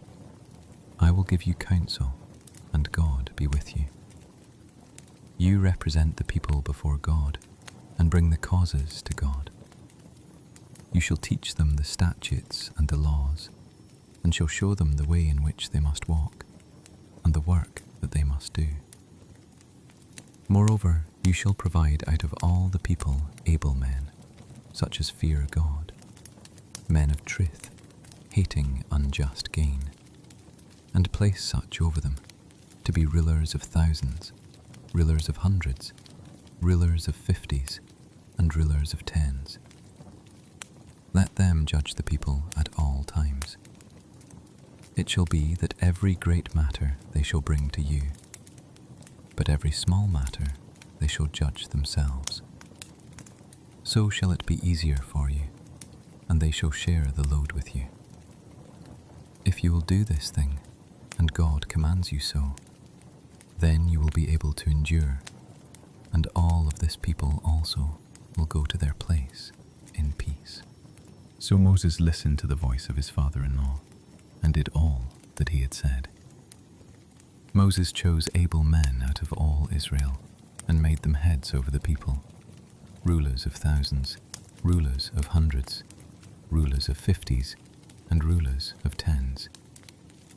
They judged the people at all times. They brought the hard causes to Moses, but every small matter they judged themselves. Moses let his father-in-law depart, and he went his way into his own land. Israel at Mount Sinai. In the 3rd month after the children of Israel had gone out of the land of Egypt, on that same day they came into the wilderness of Sinai. When they had departed from Rephidim and had come to the wilderness of Sinai, they encamped in the wilderness, and Israel encamped there before the mountain. Moses went up to God, and Yahweh called to him out of the mountain, saying, "This is what you shall tell the house of Jacob, and tell the children of Israel. You have seen what I did to the Egyptians, and how I bore you on eagle's wings, and brought you to myself. Now therefore, if you will indeed obey my voice, and keep my covenant, then you shall be my own possession from among all peoples. For all the earth is mine, and you shall be to me a kingdom of priests and a holy nation. These are the words which you shall speak to the children of Israel." Moses came and called for the elders of the people, and set before them all these words which Yahweh commanded him. All the people answered together and said, "All that Yahweh has spoken we will do." Moses reported the words of the people to Yahweh. Yahweh said to Moses, "Behold, I come to you in a thick cloud, that the people may hear when I speak with you, and may also believe you forever." Moses told the words of the people to Yahweh. Yahweh said to Moses, "Go to the people, and sanctify them today and tomorrow, and let them wash their garments, and be ready against the third day. For on the third day Yahweh will come down in the sight of all the people on Mount Sinai. You shall set bounds to the people all around, saying, 'Be careful that you don't go up onto the mountain, or touch its border. Whoever touches the mountain shall be surely put to death. No hand shall touch him, but he shall surely be stoned or shot through. Whether it is animal or man, he shall not live. When the trumpet sounds long, they shall come up to the mountain." Moses went down from the mountain to the people and sanctified the people, and they washed their garments. He said to the people, "Be ready by the third day. Don't have sexual relations with a woman." On the third day, when it was morning, there were thunders and lightnings, and a thick cloud on the mountain, and the sound of an exceedingly loud trumpet. And all the people who were in the camp trembled. Moses led the people out of the camp to meet God, and they stood at the lower part of the mountain. Mount Sinai was altogether on smoke, because Yahweh descended on it in fire, and its smoke ascended like the smoke of a furnace, and the whole mountain quaked greatly. When the sound of the trumpet grew louder and louder, Moses spoke, and God answered him by a voice. Yahweh came down on Mount Sinai to the top of the mountain. Yahweh called Moses to the top of the mountain, and Moses went up. Yahweh said to Moses, "Go down, warn the people, lest they break through to Yahweh to gaze, and many of them perish. Let the priests also, who come near to Yahweh, sanctify themselves, lest Yahweh break out on them." Moses said to Yahweh, "The people can't come up to Mount Sinai, for you warned us, saying, 'Set bounds around the mountain and sanctify it.'" Yahweh said to him, "Go down, and you shall bring Aaron up with you. But don't let the priests and the people break through to come up to Yahweh, lest he break out against them." So Moses went down to the people and told them the 10 Commandments.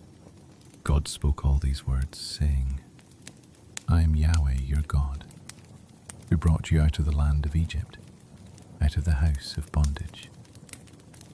You shall have no other gods before me. You shall not make for yourselves an idol, nor any image of anything that is in heaven above, or that is in the earth beneath, or that is in the water under the earth. You shall not bow yourself down to them, nor serve them. For I, Yahweh your God, am a jealous God, visiting the iniquity of the fathers on the children, on the third and on the fourth generation of those who hate me, and showing loving kindness to thousands of those who love me and keep my commandments. You shall not take the name of Yahweh your God in vain, for Yahweh will not hold him guiltless who takes his name in vain. Remember the Sabbath day, to keep it holy. You shall labor 6 days and do all your work, but the 7th day is a Sabbath to Yahweh your God. In it you shall not do any work, you, nor your son, nor your daughter, your male servant, nor your female servant, nor your livestock, nor your stranger who is within your gates. For in 6 days Yahweh made heaven and earth, the sea and all that is in them, and rested the 7th day. Therefore Yahweh blessed the Sabbath day and made it holy. Honor your father and your mother, that your days may be long in the land which Yahweh your God gives you. You shall not murder. You shall not commit adultery. You shall not steal. You shall not give false testimony against your neighbor. You shall not covet your neighbor's house. You shall not covet your neighbor's wife, nor his male servant, nor his female servant, nor his ox, nor his donkey, nor anything that is your neighbor's. All the people perceived the thunderings, the lightnings, the sound of the trumpet, and the mountain smoking.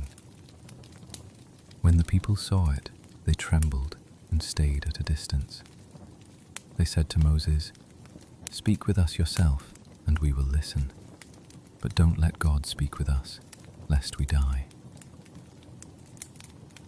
Moses said to the people, "Don't be afraid, for God has come to test you, and that his fear may be before you, that you won't sin."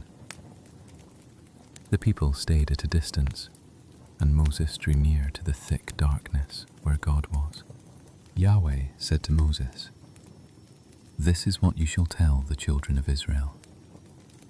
You yourselves have seen that I have talked with you from heaven. You shall most certainly not make gods of silver or gods of gold for yourselves to be alongside me. You shall make an altar of earth for me, and shall sacrifice on it your burnt offerings and your peace offerings, your sheep and your cattle. In every place where I record my name, I will come to you, and I will bless you. If you make me an altar of stone, you shall not build it of cut stones, for if you lift up your tool on it, you have polluted it. Neither shall you go up by steps to my altar, that your nakedness may not be exposed to it." Laws concerning servants. Now these are the ordinances which you shall set before them. If you buy a Hebrew servant, he shall serve 6 years, and in the 7th he shall go out free, without paying anything. If he comes in by himself, he shall go out by himself. If he is married, then his wife shall go out with him. If his master gives him a wife, and she bears him sons or daughters, the wife and her children shall be her master's, and he shall go out by himself. But if the servant plainly says, "I love my master, my wife, and my children, I will not go out free," then his master shall bring him to God, and shall bring him to the door or to the doorpost. His master shall bore his ear through with an awl, and he shall serve him forever. If a man sells his daughter to be a servant, she shall not go out as the male servants do. If she doesn't please her master, who has married her to himself, then he shall let her be redeemed. He shall have no right to sell her to a foreign people, since he has dealt deceitfully with her. If he marries her to his son, he shall deal with her as a daughter. If he takes another wife to himself, he shall not diminish her food, her clothing, and her marital rights. If he doesn't do these 3 things for her, then she may go free without paying any money. Laws about personal injury. He who strikes a man so that he dies shall surely be put to death.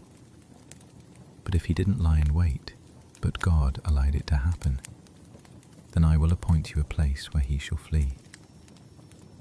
If a man schemes and comes presumptuously on his neighbor to kill him with deceit, you shall take him from my altar, that he may die.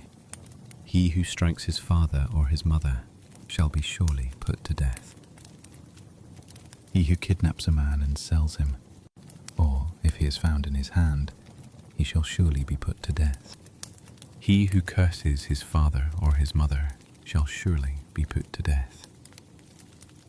If men quarrel, and one strikes the other with a stone or with his fist, and he doesn't die, but is confined to bed, if he rises again and walks around with his staff, then he who struck him shall be acquitted. Only he shall pay for the loss of his time, and shall provide for his healing until he is thoroughly healed. If a man strikes his servant or his maid with a rod, and he dies under his hand, he shall surely be punished. Notwithstanding, if he gets up after a day or two, he shall not be punished, for he is his property. If men strive and hurt a pregnant woman, so that she gives birth prematurely, and yet no harm follows, he shall surely be fined as the woman's husband demands and the judges allow. But if any harm follows, then you must take life for life, eye for eye, tooth for tooth, hand for hand, foot for foot, burning for burning, wound for wound, bruise for bruise. If a man strikes his servant's eye or his maid's eye and destroys it, he shall let him go free for his eye's sake. If he knocks out his servant's tooth or his maid's tooth, he shall let him go free for his tooth's sake. Laws about property and responsibility. If an ox gores a man or a woman to death, the ox shall surely be stoned, and its flesh shall not be eaten. But the owner of the ox shall not be held responsible. But if the ox was in the habit of goring in the past, and this has been testified to its owner, and he has not kept it in, but it has killed a man or a woman, the ox shall be stoned, and its owner also shall be put to death. If a ransom is laid on him, then he shall give for the redemption of his life whatever is laid on him. Whether it has gored a son or has gored a daughter, according to this judgment it shall be done to him. If the ox gores a male servant or a female servant, he shall give to their master 30 shekels of silver, and the ox shall be stoned. If a man opens a pit, or if a man digs a pit and doesn't cover it, and an ox or a donkey falls into it, the owner of the pit shall make it good. He shall give money to its owner, and the dead animal shall be his. If one man's ox hurts another's so that it dies, then they shall sell the live ox and divide its price, and they shall also divide the dead animal. Or if it is known that the ox was in the habit of goring in the past, and its owner has not kept it in, he shall surely pay ox for ox, and the dead animal shall be his own. Restitution and justice. If a man steals an ox or a sheep and kills it or sells it, he shall pay 5 oxen for an ox and 4 sheep for a sheep. If the thief is found breaking in and is struck so that he dies, there shall be no guilt of bloodshed for him. If the sun has risen on him, there shall be guilt of bloodshed for him. He shall make restitution. If he has nothing, then he shall be sold for his theft. If the stolen property is found alive in his hand, whether it is ox or donkey or sheep, he shall pay double. If a man causes a field or vineyard to be eaten and lets his animal loose, and it feeds in another man's field, he shall make restitution from the best of his own field and from the best of his own vineyard. If fire breaks out and catches in thorns, so that the shocks of grain or the standing grain or the field are consumed, he who kindled the fire shall surely make restitution. If a man delivers to his neighbour money or stuff to keep, and it is stolen out of the man's house, if the thief is found, he shall pay double. If the thief isn't found, then the master of the house shall come near to God to see whether he has not put his hand to his neighbour's goods. Social justice and compassion. For every matter of trespass, whether it is for ox, for donkey, for sheep, for clothing, or for any kind of lost thing about which one says, "This is mine," the cause of both parties shall come before God. He whom God condemns shall pay double to his neighbour. If a man delivers to his neighbour a donkey, an ox, a sheep, or any animal to keep, and it dies, or is injured, or driven away, no man seeing it. The oath of Yahweh shall be between them both. Whether he has not put his hand to his neighbour's goods, and its owner shall accept it, and he shall not make restitution. But if it is stolen from him, he shall make restitution to its owner. If it is torn in pieces, let him bring it for evidence. He shall not make good that which was torn. If a man borrows anything of his neighbour's, and it is injured or dies, its owner not being with it, he shall surely make restitution. If its owner is with it, he shall not make it good. If it is a hired thing, it came for its hire. If a man entices a virgin who isn't pledged to be married, and lies with her, he shall surely pay a dowry for her to be his wife. If her father utterly refuses to give her to him, he shall pay money according to the dowry of virgins. You shall not allow a sorceress to live. Whoever lies with an animal shall surely be put to death. He who sacrifices to any god, except to Yahweh only, shall be utterly destroyed. You shall not wrong an alien, neither shall you oppress him, for you were aliens in the land of Egypt.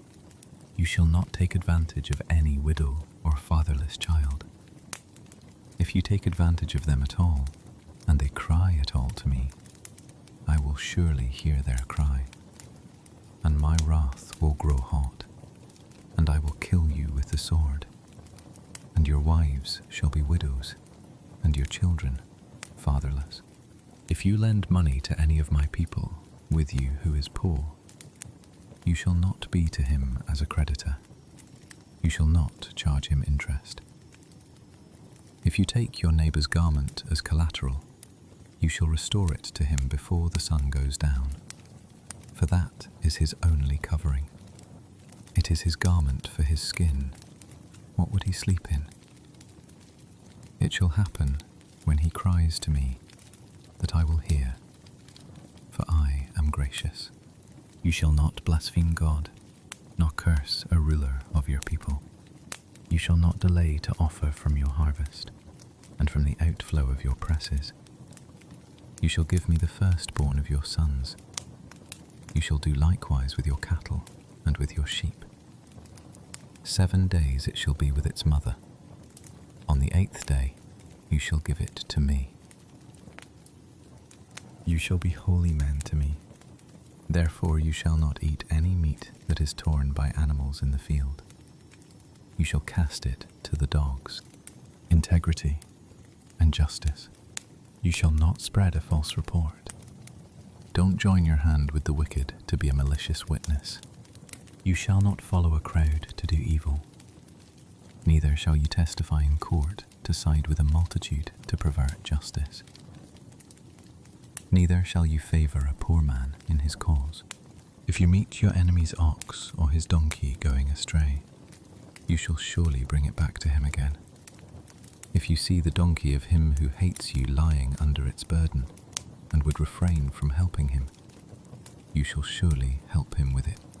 You shall not deny justice to your poor people in their lawsuits. Keep far from a false charge, and don't kill the innocent and righteous, for I will not justify the wicked. You shall take no bribe, for a bribe blinds those who have sight, and perverts the words of the righteous. You shall not oppress an alien, for you know the heart of an alien, since you were aliens in the land of Egypt. The Sabbath in the 3 annual feast. For 6 years you shall sow your land, and shall gather in its increase. But the 7th year you shall let it rest and lie fallow, that the poor of your people may eat, and what they leave the animals of the field shall eat.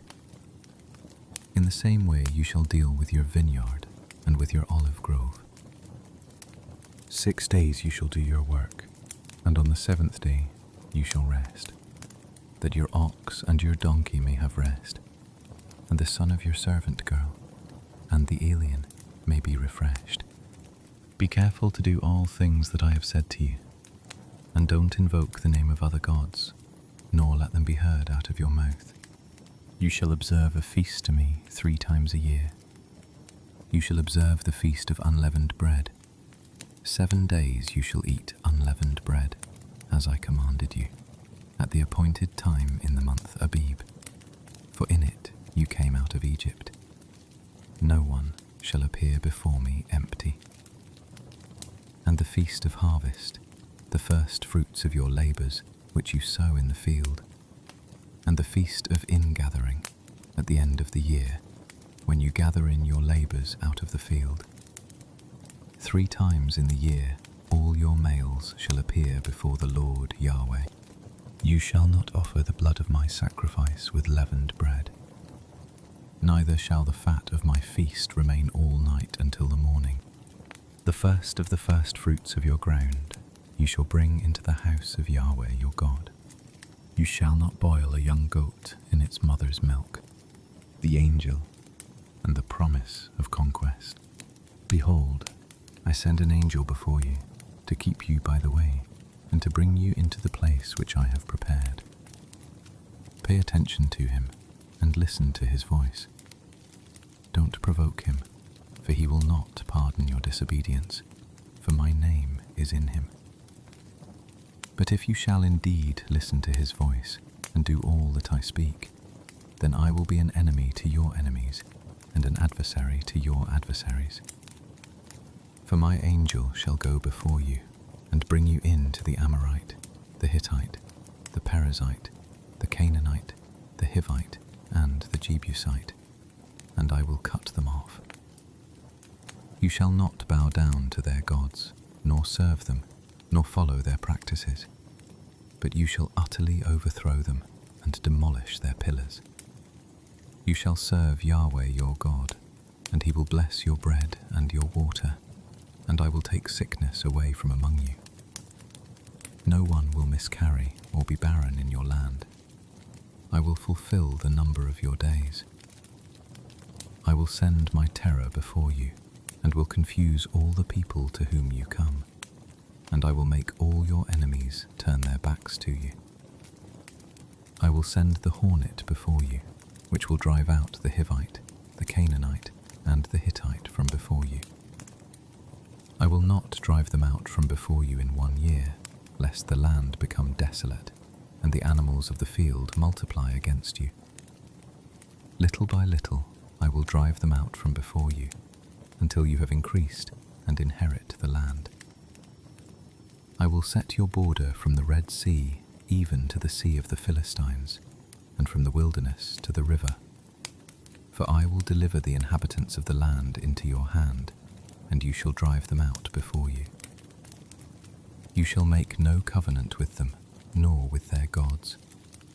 They shall not dwell in your land, lest they make you sin against me.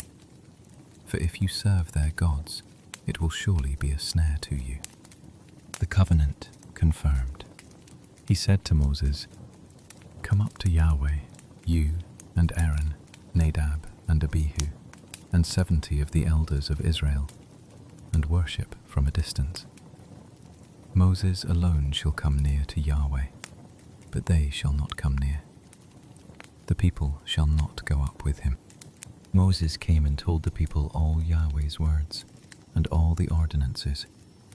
And all the people answered with one voice, and said, "All the words which Yahweh has spoken, we will do."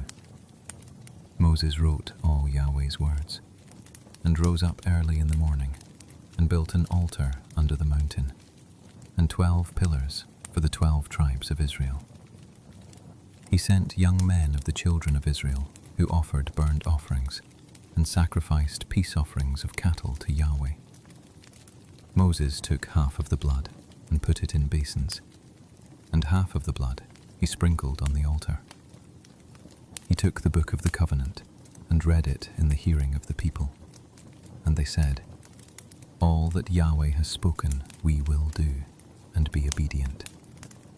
Moses took the blood, and sprinkled it on the people, and said, "Behold, the blood of the covenant, which Yahweh has made with you concerning all these words." Then Moses, Aaron, Nadab, Abihu, And 70 of the elders of Israel went up.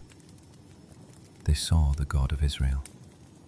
Under his feet was like a paved work of sapphire stone, like the skies for clearness.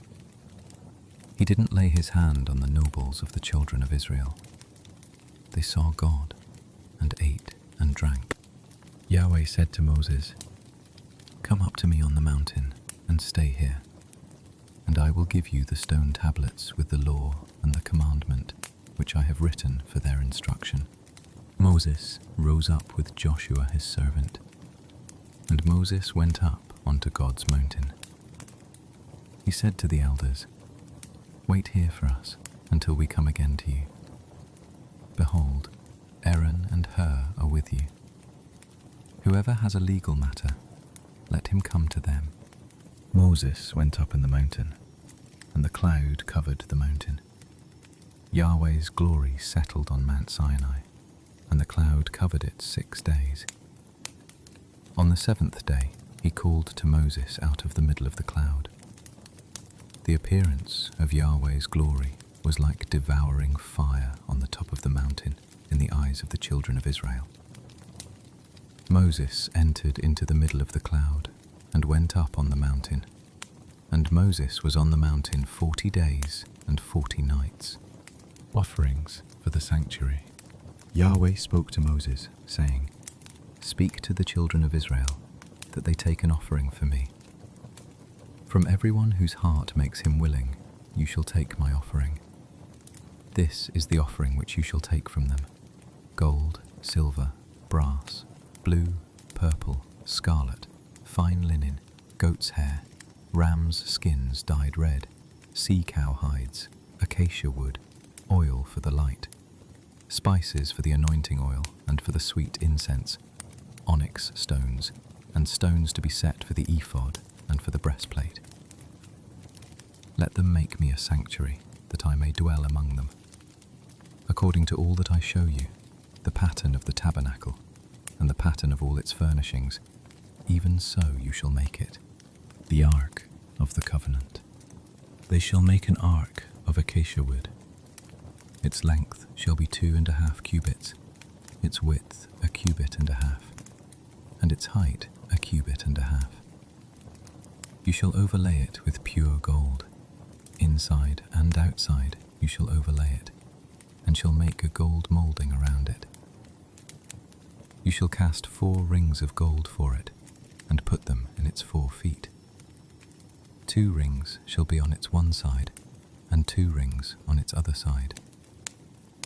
You shall make poles of acacia wood, and overlay them with gold. You shall put the poles into the rings on the sides of the ark, to carry the ark. The poles shall be in the rings of the ark. They shall not be taken from it. You shall put the covenant which I shall give you into the ark. You shall make a mercy seat of pure gold. Its length shall be 2.5 cubits, and its width 1.5 cubits. You shall make 2 cherubim of hammered gold. You shall make them at the 2 ends of the mercy seat. Make 1 cherub at one end, and 1 cherub at the other end. You shall make the cherubim on its 2 ends of one piece with the mercy seat. The cherubim shall spread out their wings upward, covering the mercy seat with their wings, with their faces toward one another. The faces of the cherubim shall be toward the mercy seat. You shall put the mercy seat on top of the ark, and in the ark you shall put the covenant that I will give you. There I will meet with you, and I will tell you from above the mercy seat, from between the 2 cherubim which are on the ark of the covenant, all that I command you for the children of Israel. The table for the bread of the presence. You shall make a table of acacia wood. Its length shall be 2 cubits, and its width 1 cubit, and its height 1.5 cubits. You shall overlay it with pure gold, and make a gold moulding around it. You shall make a rim of 1 hand width around it. You shall make a golden moulding on its rim around it. You shall make 4 rings of gold for it. and put the rings in the 4 corners that are on its 4 feet. The rings shall be close to the rim, for places for the poles to carry the table. You shall make the poles of acacia wood and overlay them with gold, that the table may be carried with them. You shall make its dishes, its spoons, its pitchers, and its bowls to pour out offerings with. You shall make them of pure gold. You shall set bread of the presence on the table before me, always. A lampstand. You shall make a lampstand of pure gold. The lampstand shall be made of hammered work. Its base, its shaft, its cups, its buds, and its flowers shall be of one piece with it. There shall be 6 branches going out of its sides, 3 branches of the lampstand out of its one side, and 3 branches of the lampstand out of its other side. 3 cups made like almond blossoms in one branch, a bud and a flower, and 3 cups made like almond blossoms in the other branch, a bud and a flower. So for the 6 branches going out of the lampstand.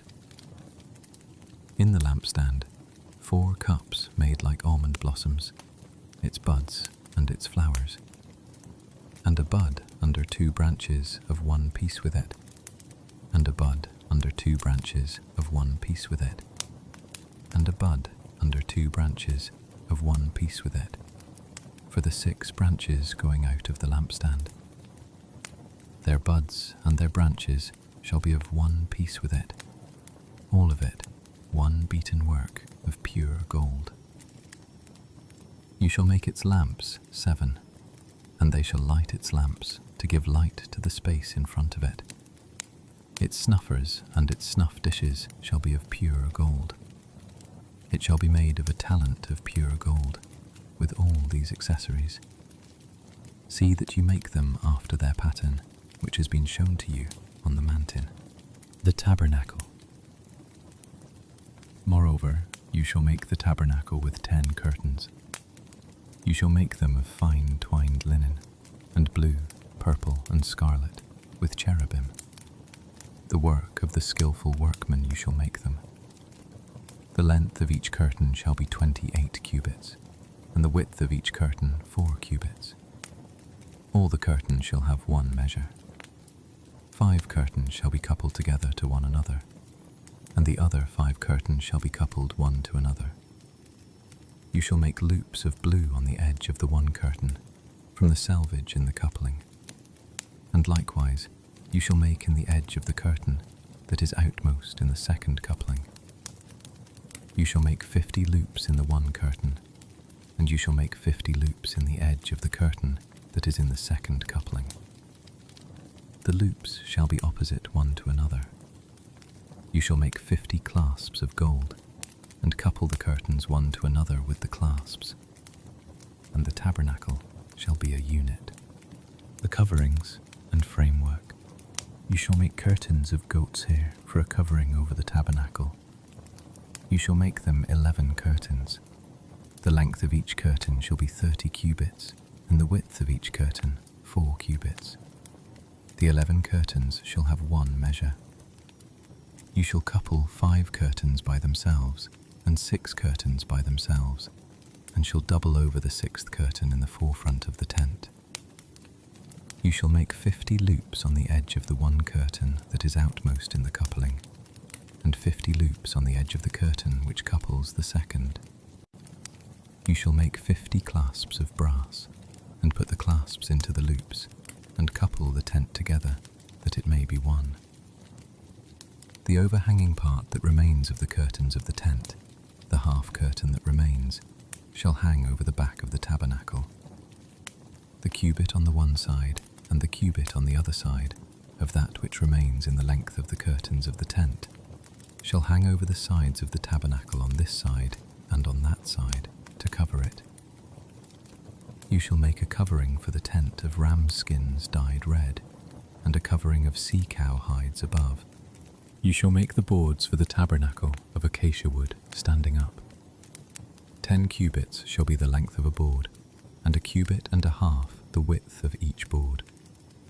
There shall be 2 tenons in each board, joined to one another. Thus shall you make for all the boards of the tabernacle.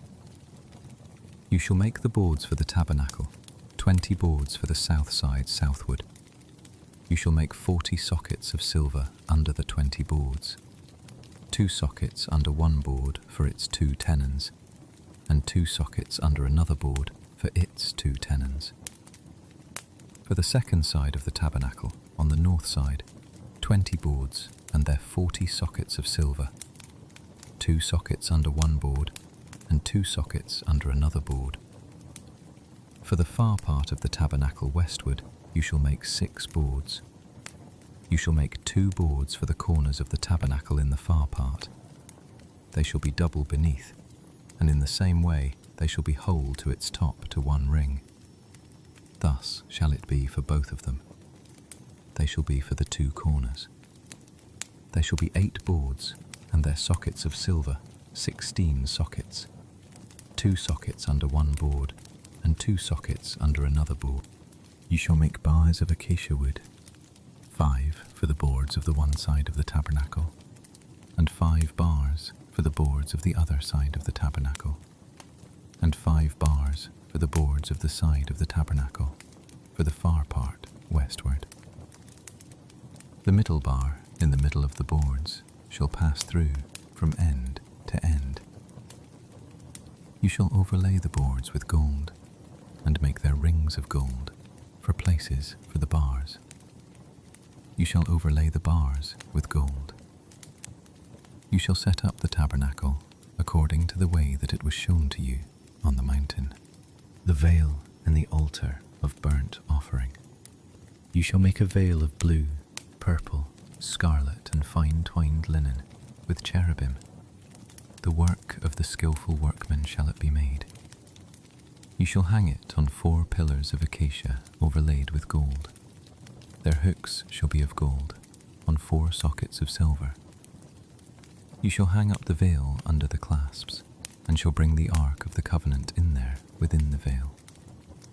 The veil shall separate the holy place from the most holy for you. You shall put the mercy seat on the ark of the covenant in the most holy place.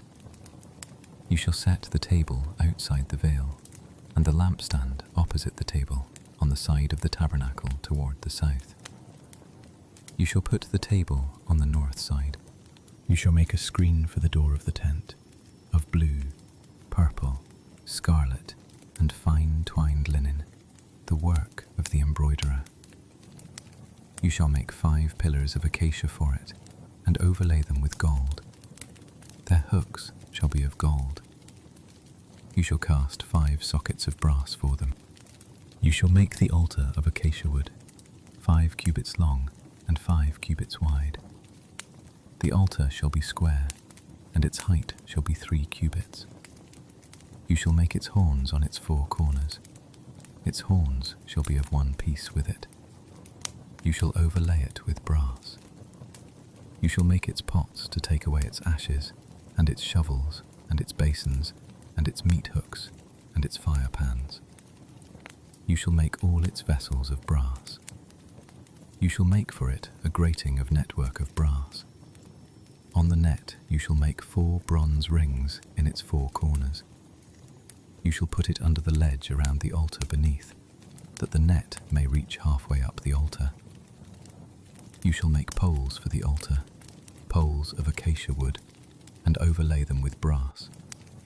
Its poles shall be put into the rings, and the poles shall be on the 2 sides of the altar when carrying it. You shall make it hollow with planks. As it has been shown you on the mountain, so shall they make it. The courtyard, and the oil for the lamp. You shall make the court of the tabernacle. For the south side southward, there shall be hangings for the court of fine twined linen, 100 cubits long for one side. Its pillars shall be 20, and their sockets 20, of brass. The hooks of the pillars and their fillets shall be of silver. Likewise, for the north side in length there shall be hangings 100 cubits long, and its pillars 20, and their sockets 20, of brass. The hooks of the pillars and their fillets shall be of silver. For the width of the court and the west side shall be hangings of 50 cubits, their pillars 10, and their sockets 10. The width of the court on the east side eastward shall be 50 cubits. The hangings for the one side of the gate shall be 15 cubits, their pillars 3, and their sockets 3. For the other side shall be hangings of 15 cubits, their pillars 3, and their sockets 3. For the gate of the court shall be a screen of 20 cubits, of blue, purple, scarlet, and fine twined linen, the work of the embroiderer. Their pillars 4, and their sockets 4. All the pillars of the court around shall be filleted with silver. Their hooks shall be of silver, and their sockets of brass. The length of the court shall be 100 cubits, and the width 50 everywhere, and the height 5 cubits, of fine twined linen, and their sockets of brass. All the instruments of the tabernacle in all its service, and all its pins, and all the pins of the court, shall be of brass. You shall command the children of Israel that they bring to you pure olive oil, beaten for the light, to cause a lamp to burn continually, in the tent of meeting, outside the veil which is before the covenant. Aaron and his sons shall keep it, in order from evening to morning before Yahweh. It shall be a statute forever, throughout their generations, on the behalf of the children of Israel. The priestly garments. Bring Aaron your brother and his sons with him, from among the children of Israel, that he may minister to me in the priest's office. Aaron, Nadab and Abihu, Eleazar and Ithamar, Aaron's sons. You shall make holy garments for Aaron your brother, for glory and for beauty. You shall speak to all who are wise-hearted, whom I have filled with the spirit of wisdom, that they make Aaron's garments to sanctify him, that he may minister to me in the priest's office. These are the garments which they shall make: a breastplate, an ephod, a robe, a finely woven tunic, a turban, and a sash. They shall make holy garments for Aaron your brother and his sons, that he may minister to me in the priest's office. They shall take the gold, and the blue, and the purple, and the scarlet, and the fine linen. They shall make the ephod of gold, blue, purple, scarlet, and fine twined linen, the work of the skillful workman. It shall have 2 shoulder straps joined to its 2 ends, that it may be joined together. The skillfully woven band which is on it, with which it is girded on, shall be of the same piece and like its work, of gold, blue, purple, scarlet, and fine twined linen.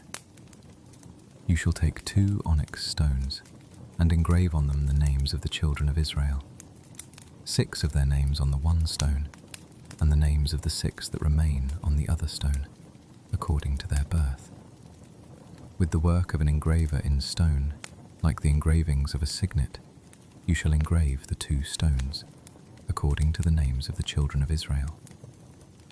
You shall make them to be enclosed in settings of gold. You shall put the 2 stones on the shoulder straps of the ephod, to be stones of memorial for the children of Israel. Aaron shall bear their names before Yahweh on his 2 shoulders for a memorial. You shall make settings of gold, and 2 chains of pure gold. You shall make them like cords of braided work. You shall put the braided chains on the settings. You shall make a breastplate of judgment, the work of the skillful workman. Like the work of the ephod you shall make it, of gold, blue, purple, scarlet, and fine twined linen. It shall be square and folded double. A span shall be its length, and a span its width. You shall set in it settings of stones, 4 rows of stones. A row of ruby, topaz, and beryl shall be the first row, and the second row a turquoise, a sapphire, and an emerald, and the third row a jacinth, an agate, and an amethyst. and the fourth row a chrysolite, an onyx, and a jasper. They shall be enclosed in gold in their settings. The stones shall be according to the names of the children of Israel, 12 according to their names. Like the engravings of a signet, every one according to his name, they shall be for the 12 tribes.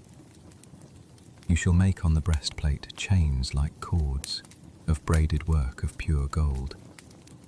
You shall make on the breastplate 2 rings of gold, and shall put the 2 rings on the 2 ends of the breastplate.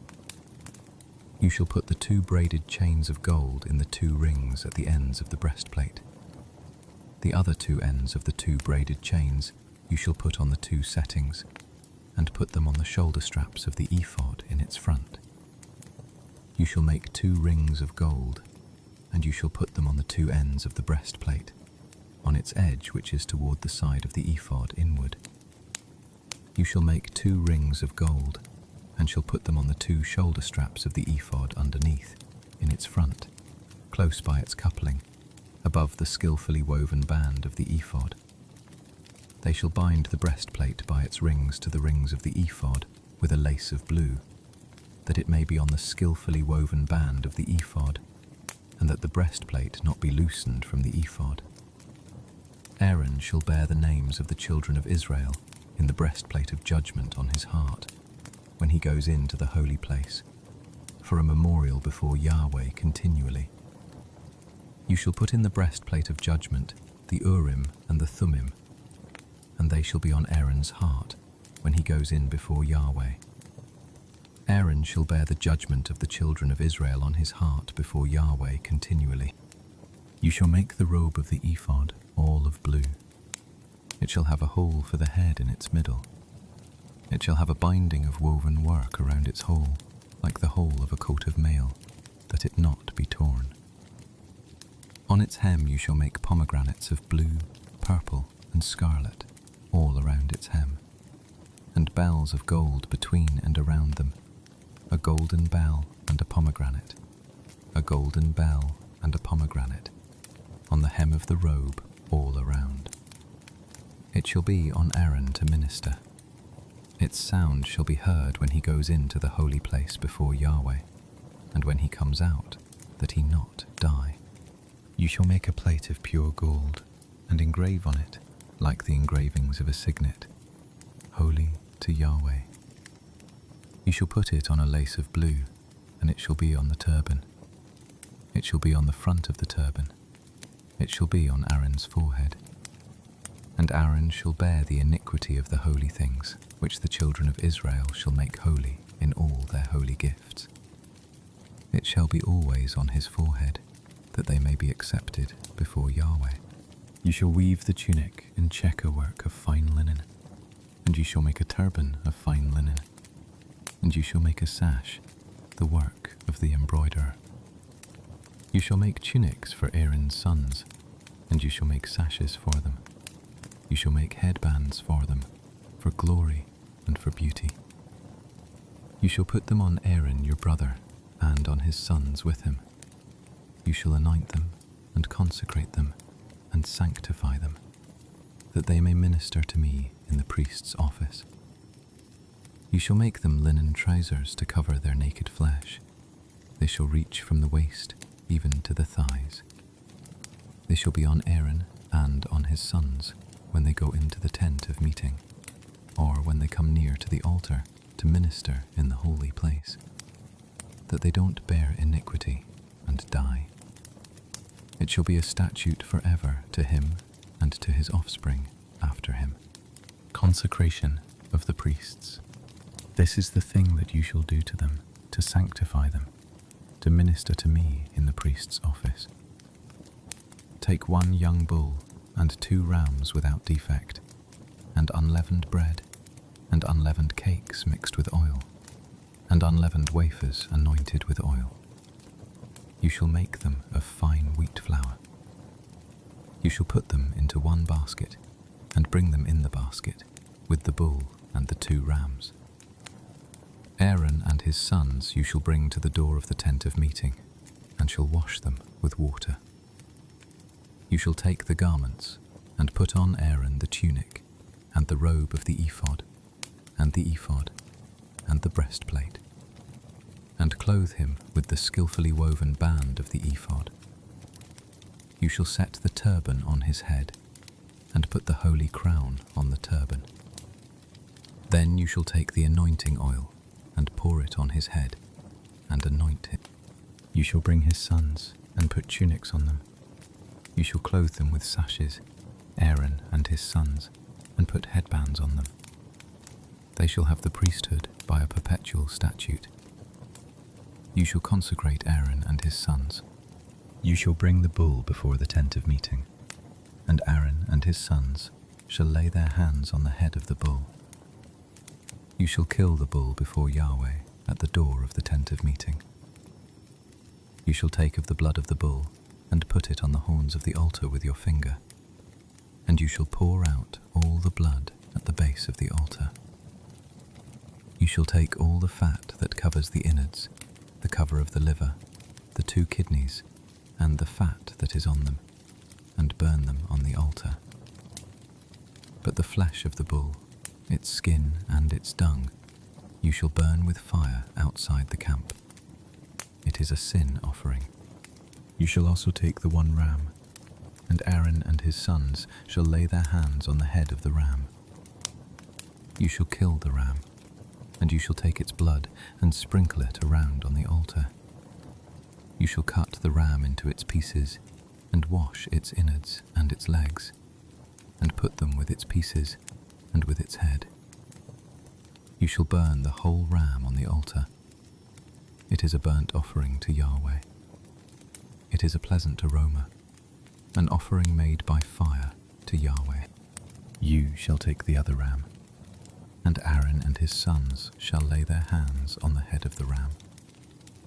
Then you shall kill the ram, and take some of its blood, and put it on the tip of Aaron's right ear, and on the tip of the right ear of his sons, and on the thumb of their right hand, and on the big toe of their right foot, and sprinkle the blood on the altar all around. You shall take of the blood that is on the altar, and of the anointing oil, and sprinkle it on Aaron, and on his garments, and on his sons, and on the garments of his sons with him. He and his garments shall be holy, and his sons garments with him. You shall take from the ram the fat teal, the fat that covers the innards, the cover of the liver, the 2 kidneys, and the fat that is on them, and the right thigh, for it is a ram of consecration, and 1 loaf of bread, 1 cake of oiled bread, and 1 wafer out of the basket of unleavened bread that is before Yahweh. You shall put all of this in Aaron's hands, and in his sons' hands, and shall wave them for a wave offering before Yahweh. You shall take them from their hands, and burn them on the altar on the burnt offering, for a pleasant aroma before Yahweh. It is an offering made by fire to Yahweh. You shall take the breast of Aaron's ram of consecration, and wave it for a wave offering before Yahweh, and it shall be your portion.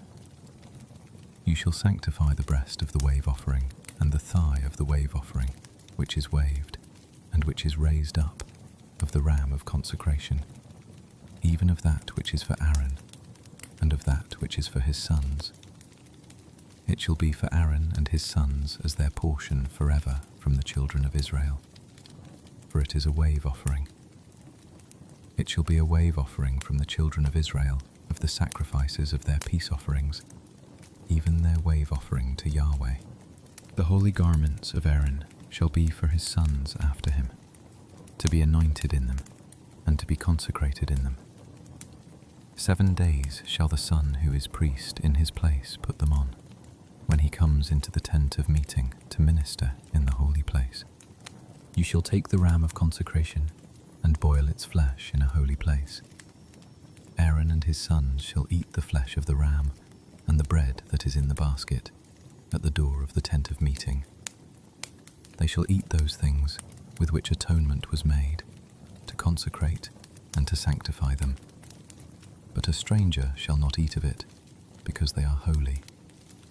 If anything of the flesh of the consecration or of the bread remains to the morning, then you shall burn the remainder with fire. It shall not be eaten, because it is holy. Thus you shall do to Aaron and to his sons, according to all that I have commanded you. You shall consecrate them 7 days. Every day you shall offer the bull of the sin offering for atonement. You shall cleanse the altar when you make atonement for it. You shall anoint it to sanctify it. 7 days you shall make atonement for the altar and sanctify it, and the altar shall be most holy. Whatever touches the altar shall be holy. The daily offerings. Now this is that which you shall offer on the altar: 2 lambs a year old, day by day, continually. The 1 lamb you shall offer in the morning, and the other lamb you shall offer at evening. With the 1 lamb, 1/10 part of an ephah of fine flour, mixed with the 4th part of a hin of beaten oil, and the 4th part of a hin of wine for a drink offering. The other lamb you shall offer at evening, and shall do to it according to the meal offering of the morning, and according to its drink offering, for a pleasant aroma, an offering made by fire to Yahweh. It shall be a continual burnt offering throughout your generations at the door of the tent of meeting, before Yahweh, where I will meet with you, to speak there to you. There I will meet with the children of Israel, and the place shall be sanctified by my glory. I will sanctify the tent of meeting and the altar. I will also sanctify Aaron and his sons to minister to me in the priest's office. I will dwell among the children of Israel and will be their God. They shall know that I am Yahweh their God, who brought them out of the land of Egypt, that I might dwell among them. I am Yahweh their God. The altar of incense. You shall make an altar to burn incense on. You shall make it of acacia wood. Its length shall be a cubit, and its width a cubit. It shall be square, and its height shall be 2 cubits. Its horns shall be of 1 piece with it. You shall overlay it with pure gold, its top, its sides all around, and its horns. And you shall make a gold moulding around it. You shall make 2 golden rings for it under its moulding. On its 2 ribs, on its 2 sides, you shall make them. There shall be places for poles with which to carry it. You shall make the poles of acacia wood, and overlay them with gold. You shall put it before the veil that is by the ark of the covenant, before the mercy seat that is over the covenant, where I will meet with you. Aaron shall burn incense of sweet spices on it every morning. When he tends the lamps, he shall burn it. When Aaron lights the lamps at evening, he shall burn it. A perpetual incense before Yahweh throughout your generations. You shall offer no strange incense on it, nor burnt offering, nor meal offering, and you shall pour no drink offering on it. Aaron shall make atonement on its horns once in the year. With the blood of the sin offering of atonement, he shall make atonement for it once in the year throughout your generations. It is most holy to Yahweh. The census offering. Yahweh spoke to Moses, saying, When you take a census of the children of Israel, according to those who are counted among them, then each man shall give a ransom for his soul to Yahweh when you count them, that there be no plague among them when you count them. They shall give this: everyone who passes over to those who are counted, half a shekel after the shekel of the sanctuary. The shekel is 20 gerahs, half a shekel for an offering to Yahweh. Everyone who passes over to those who are counted, from 20 years old and upward, shall give the offering to Yahweh. The rich shall not give more, and the poor shall not give less than the half shekel when they give the offering of Yahweh, to make atonement for your souls.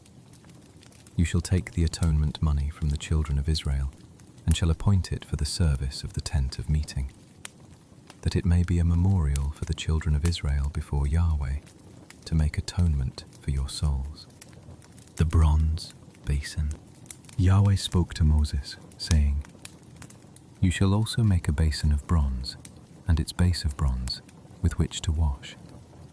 You shall put it between the tent of meeting and the altar, and you shall put water in it. Aaron and his sons shall wash their hands and their feet in it. When they go into the tent of meeting, they shall wash with water, that they not die. Or when they come near to the altar to minister, to burn an offering made by fire to Yahweh. So they shall wash their hands and their feet, that they not die. It shall be a statute forever to them, even to him and to his offspring throughout their generations. The anointing oil and the incense. Moreover, Yahweh spoke to Moses, saying, Also take fine spices, of flowing myrrh 500 shekels, and of fragrant cinnamon half as much, even 250, and of fragrant cane 250, and of cassia 500 after the shekel of the sanctuary, and a hin of olive oil. You shall make it a holy anointing oil, a perfume compounded after the art of the perfumer. It shall be a holy anointing oil. You shall anoint the tent of meeting with it, the ark of the covenant, the table and all its articles, the lampstand and its accessories, the altar of incense, the altar of burnt offering with all its utensils, and the basin with its base. You shall sanctify them, that they may be most holy. Whatever touches them shall be holy. You shall anoint Aaron and his sons, and sanctify them, that they may minister to me in the priest's office. You shall speak to the children of Israel, saying, This shall be a holy anointing oil to me throughout your generations. It shall not be poured on man's flesh, and you shall make no other like it, according to its composition. It is holy. It shall be holy to you. Whoever compounds any like it, or whoever puts any of it on a stranger, he shall be cut off from his people. Yahweh said to Moses, Take to yourself sweet spices, gum resin, onycha, galbanum, and pure frankincense. Each shall be an equal weight. You shall make incense of it, a perfume after the art of the perfumer, seasoned with salt, pure and holy. You shall beat some of it very small, and put some of it before the covenant in the tent of meeting, where I will meet with you. It shall be to you most holy. The incense which you shall make, according to its composition, you shall not make for yourselves. It shall be to you holy for Yahweh.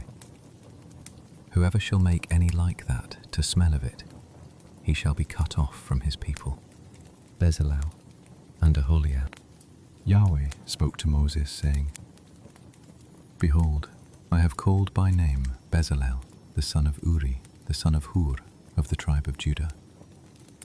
I have filled him with the Spirit of God, in wisdom, in understanding, in knowledge, and in all kinds of workmanship, to devise skillful works, to work in gold, in silver, in bronze, in cutting of stones for setting, and in carving of wood, to work in all kinds of workmanship. Behold, I have appointed with him Aholiab, the son of Ahisamach, of the tribe of Dan. And in the heart of all who are wise-hearted I have put wisdom, that they may make all that I have commanded you: the tent of meeting, the ark of the covenant, the mercy seat that is on it, all the furniture of the tent, the table and its vessels, the pure lampstand with all its vessels, the altar of incense, the altar of burnt offering with all its vessels, the basin and its base, the finely worked garments, the holy garments for Aaron the priest, the garments of his sons to minister in the priest's office, the anointing oil, and the incense of sweet spices for the holy place. According to all that I have commanded you, they shall do. The Sabbath sign. Yahweh spoke to Moses, saying, Speak also to the children of Israel, saying, Most certainly you shall keep my Sabbaths, for it is a sign between me and you throughout your generations, that you may know that I am Yahweh, who sanctifies you. You shall keep the Sabbath, therefore, for it is holy to you. Everyone who profanes it shall surely be put to death. For whoever does any work in it, that soul shall be cut off from among his people. 6 days shall work be done, but on the 7th day is a Sabbath of solemn rest, holy to Yahweh. Whoever does any work in the Sabbath day shall surely be put to death. Therefore, the children of Israel shall keep the Sabbath, to observe the Sabbath throughout their generations, for a perpetual covenant. It is a sign between me and the children of Israel forever. For in 6 days Yahweh made heaven and earth, and on the 7th day he rested and was refreshed. He gave to Moses, when he finished speaking with him on Mount Sinai, the 2 tablets of the covenant, stone tablets, written with God's finger, the golden calf. When the people saw that Moses delayed to come down from the mountain, the people gathered themselves together to Aaron and said to him, Come, make us gods, which shall go before us. For as for this Moses, the man who brought us up out of the land of Egypt, we don't know what has become of him. Aaron said to them, Take off the golden rings, which are in the ears of your wives, of your sons, and of your daughters, and bring them to me. All the people took off the golden rings which were in their ears, and brought them to Aaron. He received what they handed him, and fashioned it with an engraving tool, and made it a molten calf. They said, These are your gods, Israel, which brought you up out of the land of Egypt. When Aaron saw this, he built an altar before it, and Aaron made a proclamation and said, Tomorrow shall be a feast to Yahweh. They rose up early on the next day, and offered burnt offerings, and brought peace offerings. The people sat down to eat and to drink, and rose up to play. Yahweh spoke to Moses, Go, get down, for your people, whom you brought up out of the land of Egypt, have corrupted themselves. They have turned aside quickly out of the way which I commanded them. They have made themselves a molten calf, and have worshipped it, and have sacrificed to it, and said, These are your gods, Israel, which brought you up out of the land of Egypt. Yahweh said to Moses, I have seen this people, and behold, it is a stiff-necked people. Now therefore leave me alone, that my wrath may burn hot against them, and that I may consume them. And I will make of you a great nation. Moses begged Yahweh his God, and said, Yahweh, why does your wrath burn hot against your people, that you have brought out of the land of Egypt with great power and with a mighty hand? Why should the Egyptians speak, saying, He brought them out for evil, to kill them in the mountains, and to consume them from the surface of the earth? Turn from your fierce wrath, and repent of this evil against your people. Remember Abraham, Isaac, and Israel, your servants, to whom you swore by your own self, and said to them, I will multiply your seed as the stars of the sky, and all this land that I have spoken of I will give to your seed, and they shall inherit it forever. Yahweh repented of the evil which he said he would do to his people. Moses turned and went down from the mountain, with the 2 tablets of the covenant in his hand, tablets that were written on both their sides. On the one side and on the other they were written. The tablets were the work of God, and the writing was the writing of God, engraved on the tablets. When Joshua heard the noise of the people as they shouted, he said to Moses, "There is the noise of war in the camp."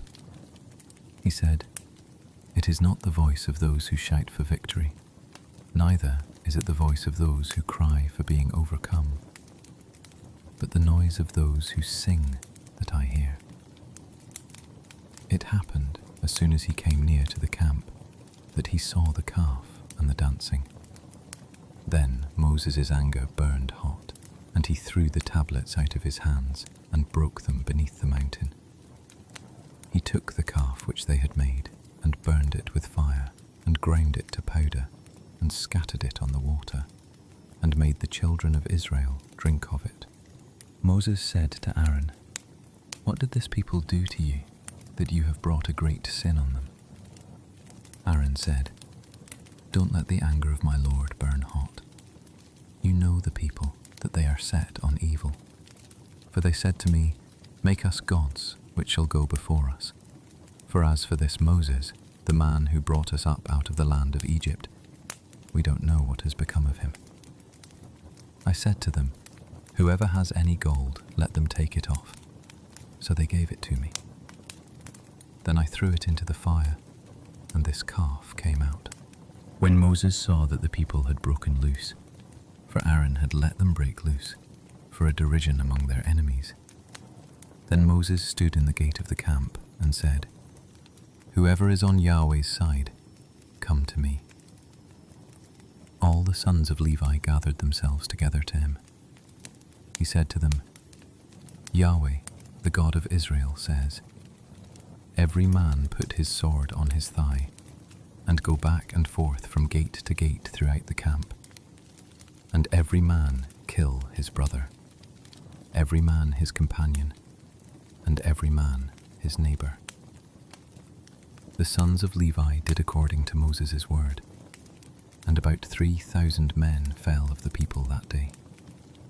Moses said, "Consecrate yourselves today to Yahweh. Yes, every man against his son and against his brother, that he may give you a blessing this day." It happened on the next day that Moses said to the people, "You have sinned a great sin. Now I will go up to Yahweh. Perhaps I shall make atonement for your sin." Moses returned to Yahweh and said, "Oh, this people have sinned a great sin, and have made themselves gods of gold. Yet now, if you will, forgive their sin, and if not, please blot me out of your book which you have written." Yahweh said to Moses, "Whoever has sinned against me, him will I blot out of my book. Now go, lead the people to the place of which I have spoken to you. Behold, my angel shall go before you. Nevertheless, in the day when I will visit their sin on them." Yahweh struck the people because they made the calf which Aaron made. The tent of meeting and Moses' intercession.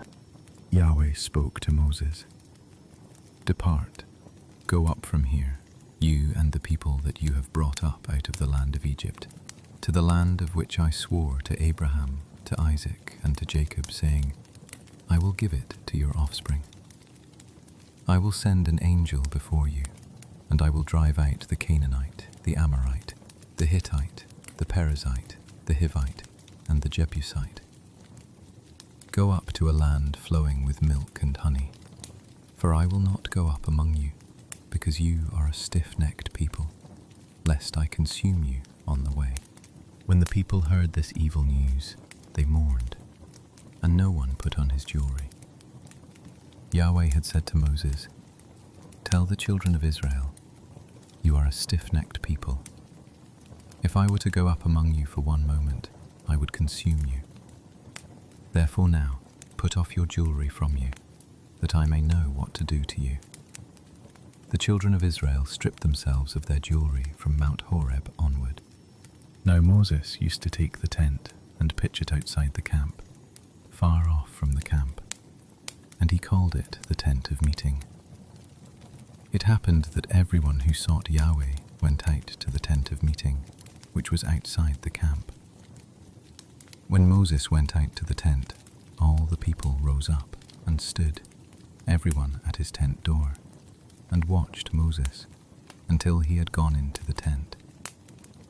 It happened, when Moses entered into the tent, that the pillar of cloud descended and stood at the door of the tent, and Yahweh spoke with Moses.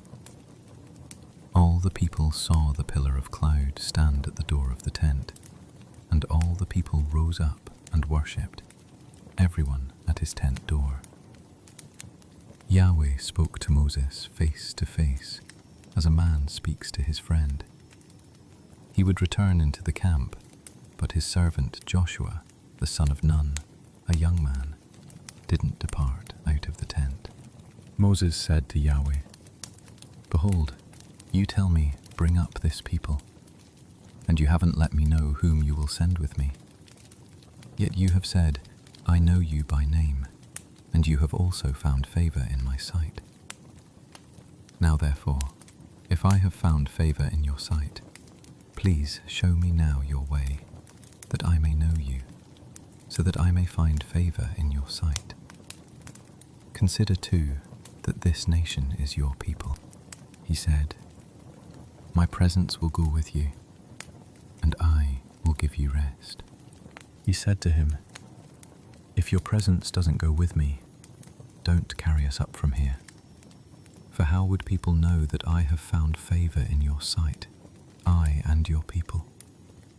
Isn't it in that you go with us, so that we are separated, I and your people, from all the people who are on the surface of the earth?" Yahweh said to Moses, "I will do this thing also that you have spoken, for you have found favor in my sight, and I know you by name." He said, "Please show me your glory." He said, "I will make all my goodness pass before you, and will proclaim Yahweh's name before you. I will be gracious to whom I will be gracious, and will show mercy on whom I will show mercy." He said, "You cannot see my face, for man may not see me and live." Yahweh said, "Behold, there is a place by me, and you shall stand on the rock. It will happen, while my glory passes by, that I will put you in a cleft of the rock, and will cover you with my hand until I have passed by. I will take away my hand, and you will see my back, but my face shall not be seen." The new tablets and the revelation of Yahweh. Yahweh said to Moses, "Cut 2 tablets of stone like the first, and I will write on the tablets the words that were on the first tablets which you broke. Be ready by the morning, and come up in the morning to Mount Sinai, and present yourself there to me on the top of the mountain. No one shall come up with you, and no one shall be seen throughout all the mountain. Neither let the flocks nor herds feed before that mountain." He cut 2 tablets of stone like the first. And Moses rose up early in the morning, and went up to Mount Sinai, as Yahweh had commanded him, and took in his hand 2 tablets of stone. Yahweh descended in the cloud, and stood with him there, and proclaimed Yahweh's name. Yahweh passed by before him, and proclaimed, "Yahweh, Yahweh, a merciful and gracious God, slow to anger, and abundant in loving kindness and truth, keeping loving kindness for thousands, forgiving iniquity and disobedience and sin, and who will by no means clear the guilty, visiting the iniquity of the fathers on the children, and on the children's children, on the 3rd and on the 4th generation." Moses hurried and bowed his head toward the earth and worshipped. He said, "If now I have found favor in your sight, Lord, please let the Lord go among us, even though this is a stiff-necked people. Pardon our iniquity and our sin, and take us for your inheritance." The covenant renewed. He said, "Behold, I make a covenant. Before all your people I will do marvels, such as have not been worked in all the earth, nor in any nation. All the people among whom you are shall see Yahweh's work, for it is an awesome thing that I do with you. Observe that which I command you this day. Behold, I drive out before you the Amorite, the Canaanite, the Hittite, the Perizzite, the Hivite, and the Jebusite. Be careful, lest you make a covenant with the inhabitants of the land where you are going, lest it be for a snare among you. But you shall break down their altars, and dash in pieces their pillars, and you shall cut down their Asherah poles. For you shall worship no other God. For Yahweh, whose name is jealous, is a jealous God. Don't make a covenant with the inhabitants of the land, lest they play the prostitute after their gods, and sacrifice to their gods, and one call you, and you eat of his sacrifice. And you take of their daughters to your sons, and their daughters play the prostitute after their gods, and make your sons play the prostitute after their gods. You shall make no cast idols for yourselves. You shall keep the feast of unleavened bread. 7 days you shall eat unleavened bread, as I commanded you, at the time appointed in the month Abib. For in the month Abib you came out of Egypt. All that opens the womb is mine, and all your livestock that is male, the firstborn of cow and sheep. The firstborn of a donkey you shall redeem with a lamb, and if you will not redeem it, then you shall break its neck. All the firstborn of your sons you shall redeem. No one shall appear before me empty. You shall work 6 days, but on the 7th day you shall rest. In ploughing time and in harvest you shall rest. You shall observe the feast of weeks with the first fruits of wheat harvest, and the feast of ingathering at the year's end. 3 times in the year all your males shall appear before the Lord Yahweh, the God of Israel. For I will drive out nations before you, and enlarge your borders. Neither shall any man desire your land when you go up to appear before Yahweh your God 3 times in the year. You shall not offer the blood of my sacrifice with leavened bread. Neither shall the sacrifice of the feast of the Passover be left to the morning. The first of the first fruits of your ground you shall bring to the house of Yahweh your God. You shall not boil a young goat in its mother's milk. Yahweh said to Moses, "Write these words, for in accordance with these words I have made a covenant with you and with Israel." He was there with Yahweh 40 days and 40 nights. He neither ate bread nor drank water. He wrote on the tablets the words of the covenant, the 10 commandments. Moses' radiant face. It happened when Moses came down from Mount Sinai with the 2 tablets of the covenant in Moses' hand. When he came down from the mountain, that Moses didn't know that the skin of his face shone because he had been talking with him. When Aaron and all the children of Israel saw Moses, behold, the skin of his face shone, and they were afraid to come near him. Moses called to them, and Aaron and all the rulers of the congregation returned to him, and Moses spoke to them. Afterward, all the children of Israel came near, and he gave them all the commandments that Yahweh had spoken with him on Mount Sinai. When Moses was done speaking with them, he put a veil on his face. But when Moses went in before Yahweh to speak with him, he took the veil off until he came out. He came out and spoke to the children of Israel that which he was commanded.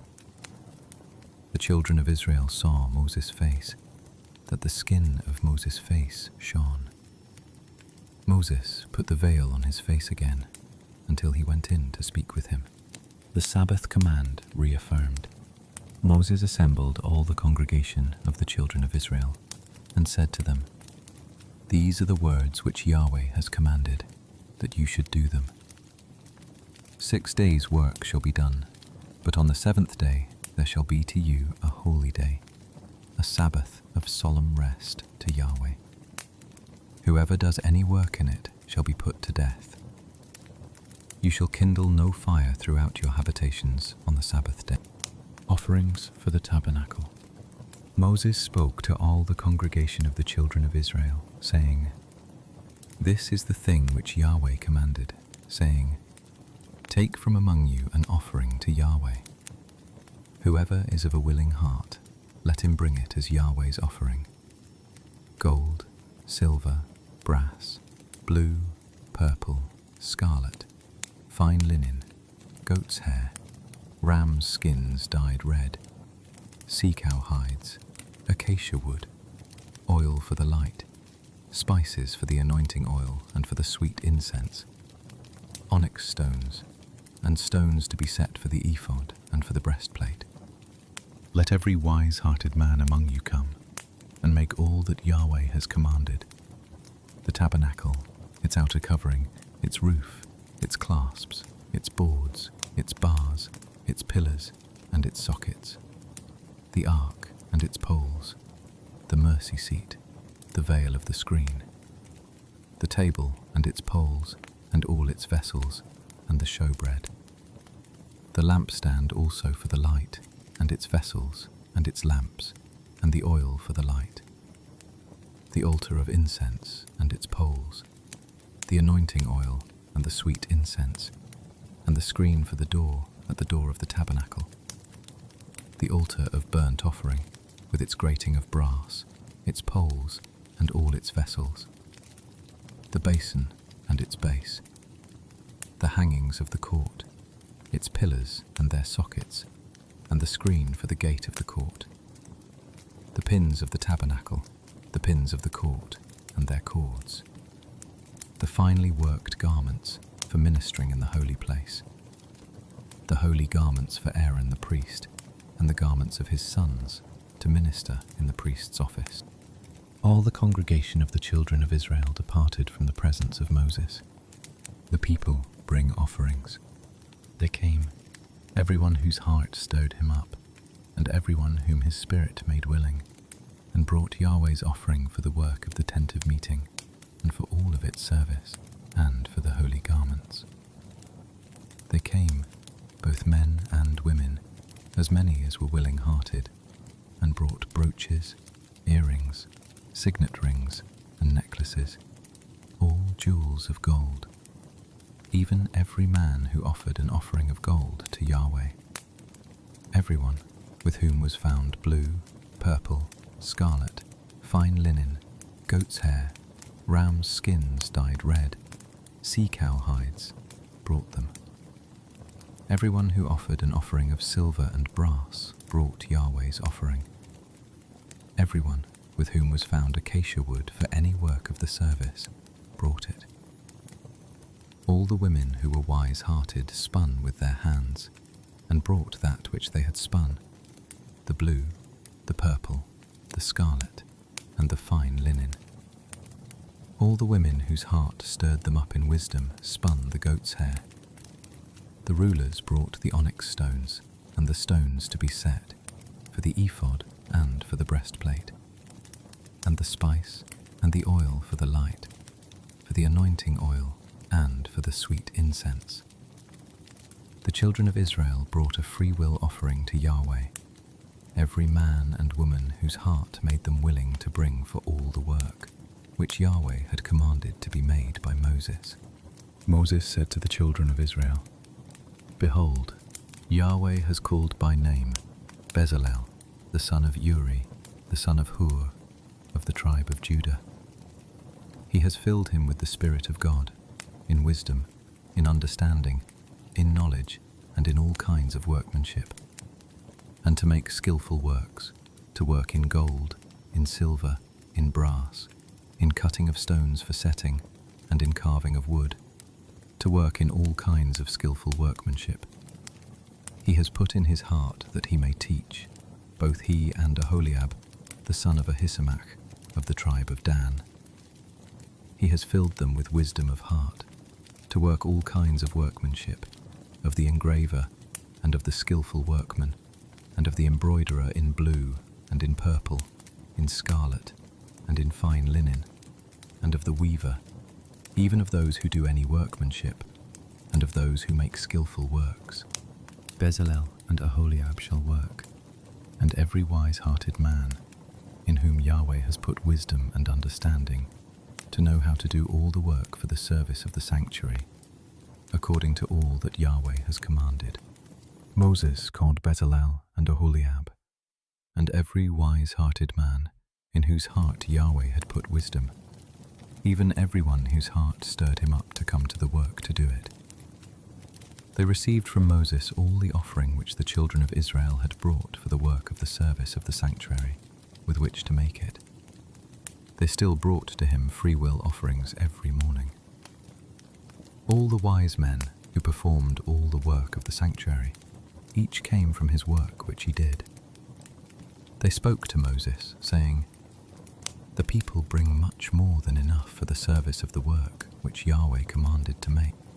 Moses gave commandment, and they caused it to be proclaimed throughout the camp, saying, "Let neither man nor woman make anything else for the offering of the sanctuary." So the people were restrained from bringing, for the stuff they had was sufficient for all the work to make it, and too much. The tabernacle constructed. All the wise-hearted men among those who did the work made the tabernacle with 10 curtains of fine twined linen, and blue, purple, and scarlet, with cherubim. The work of the skillful workmen they made them. The length of each curtain was 28 cubits, and the width of each curtain 4 cubits. All the curtains had one measure. He coupled 5 curtains to one another, and the other 5 curtains he coupled to one another. He made loops of blue on the edge of the one curtain from the selvage in the coupling. Likewise, he made in the edge of the curtain that was outmost in the second coupling. He made 50 loops in the one curtain, and 50 loops he made in the edge of the curtain that was in the second coupling.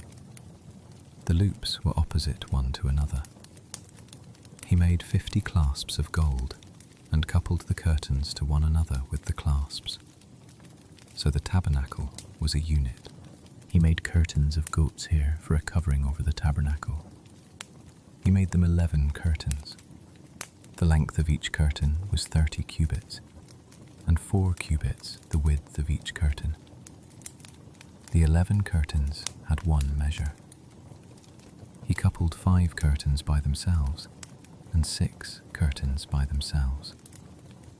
He made 50 loops on the edge of the curtain that was outmost in the coupling, and 50 loops he made on the edge of the curtain which coupled the second.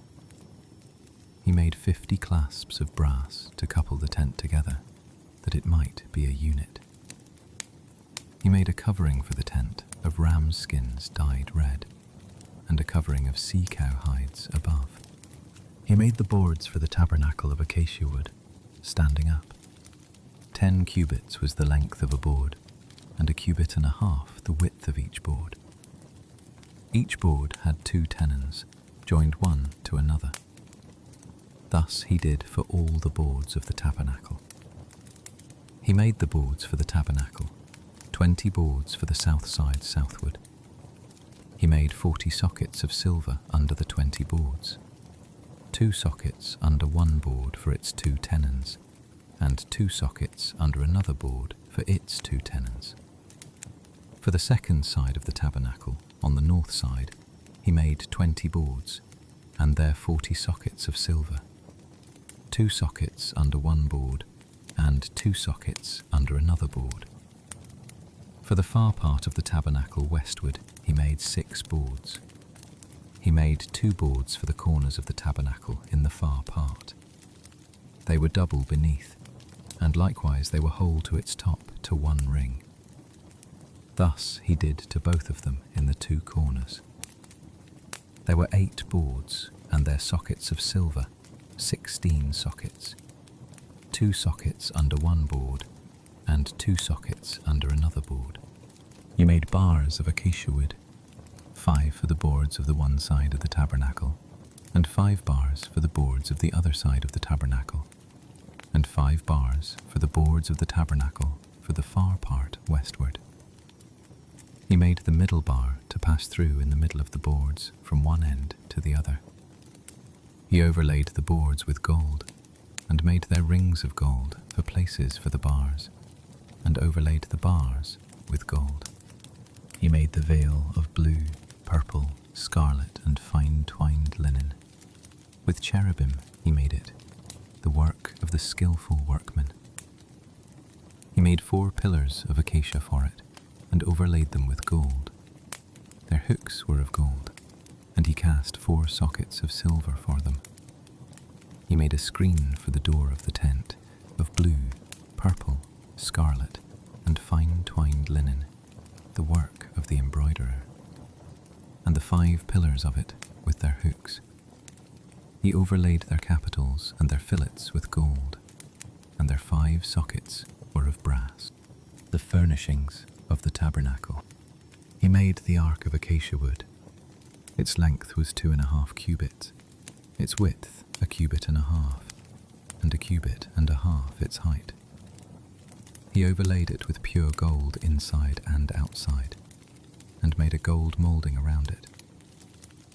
He cast 4 rings of gold for it in its 4 feet, 2 rings on its one side, and 2 rings on its other side. He made poles of acacia wood and overlaid them with gold. He put the poles into the rings on the sides of the ark to carry the ark. He made a mercy seat of pure gold. 2.5 cubits was its length, and 1.5 cubits its width. He made 2 cherubim of gold. Of hammered work he made them at the 2 ends of the mercy seat, 1 cherub at the one end, and 1 cherub at the other end. He made the cherubim of one piece with the mercy seat at its 2 ends. The cherubim spread out their wings upward, covering the mercy seat with their wings, with their faces toward one another. The faces of the cherubim were toward the mercy seat. He made the table of acacia wood. 2 cubits was its length, and 1 cubit its width, and 1.5 cubits its height. He overlaid it with pure gold, and made a gold moulding around it. He made a rim of 1 hand width around it, and made a golden moulding on its rim around it. He cast 4 rings of gold for it, and put the rings in the 4 corners that were on its 4 feet. The rings were close by the rim, the places for the poles to carry the table. He made the poles of acacia wood, and overlaid them with gold to carry the table. He made the vessels which were on the table, its dishes, its spoons, its bowls, and its pitchers, with which to pour out offerings, of pure gold. He made the lampstand of pure gold. He made the lampstand of hammered work. Its base, its shaft, its cups, its buds, and its flowers were of one piece with it. There were 6 branches going out of its sides, 3 branches of the lampstand out of its one side, and 3 branches of the lampstand out of its other side. 3 cups made like almond blossoms in one branch, a bud and a flower, and 3 cups made like almond blossoms in the other branch, a bud and a flower. So for the 6 branches going out of the lampstand. In the lampstand were 4 cups made like almond blossoms, its buds and its flowers, and a bud under 2 branches of one piece with it, and a bud under 2 branches of one piece with it, and a bud under 2 branches of one piece with it, for the 6 branches going out of it. Their buds and their branches were of one piece with it. All of it was one beaten work of pure gold. He made its 7 lamps, and its snuffers, and its snuff dishes of pure gold. He made it of a talent of pure gold, with all its vessels. He made the altar of incense of acacia wood. A cubit was its length, and a cubit its width. It was square, and 2 cubits was its height. Its horns were of one piece with it. He overlaid it with pure gold, its top, and its sides around, and its horns.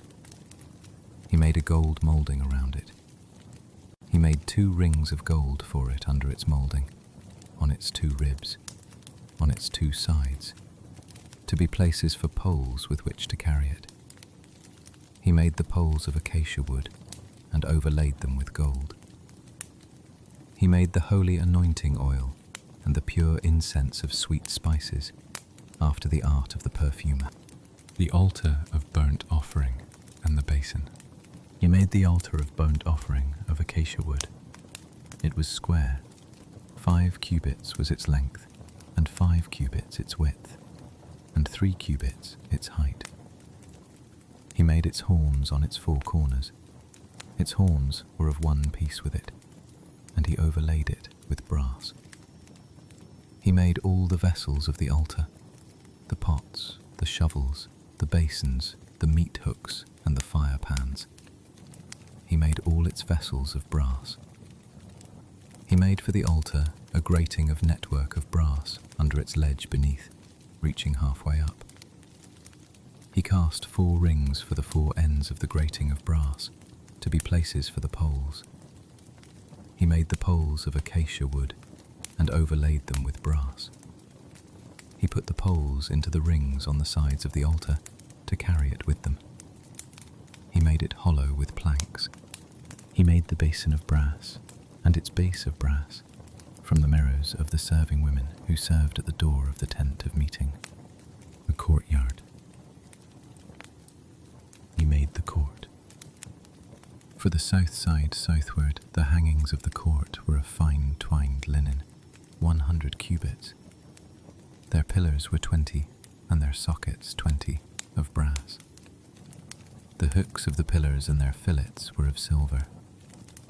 For the north side, 100 cubits, their pillars 20, and their sockets 20, of brass. The hooks of the pillars and their fillets of silver.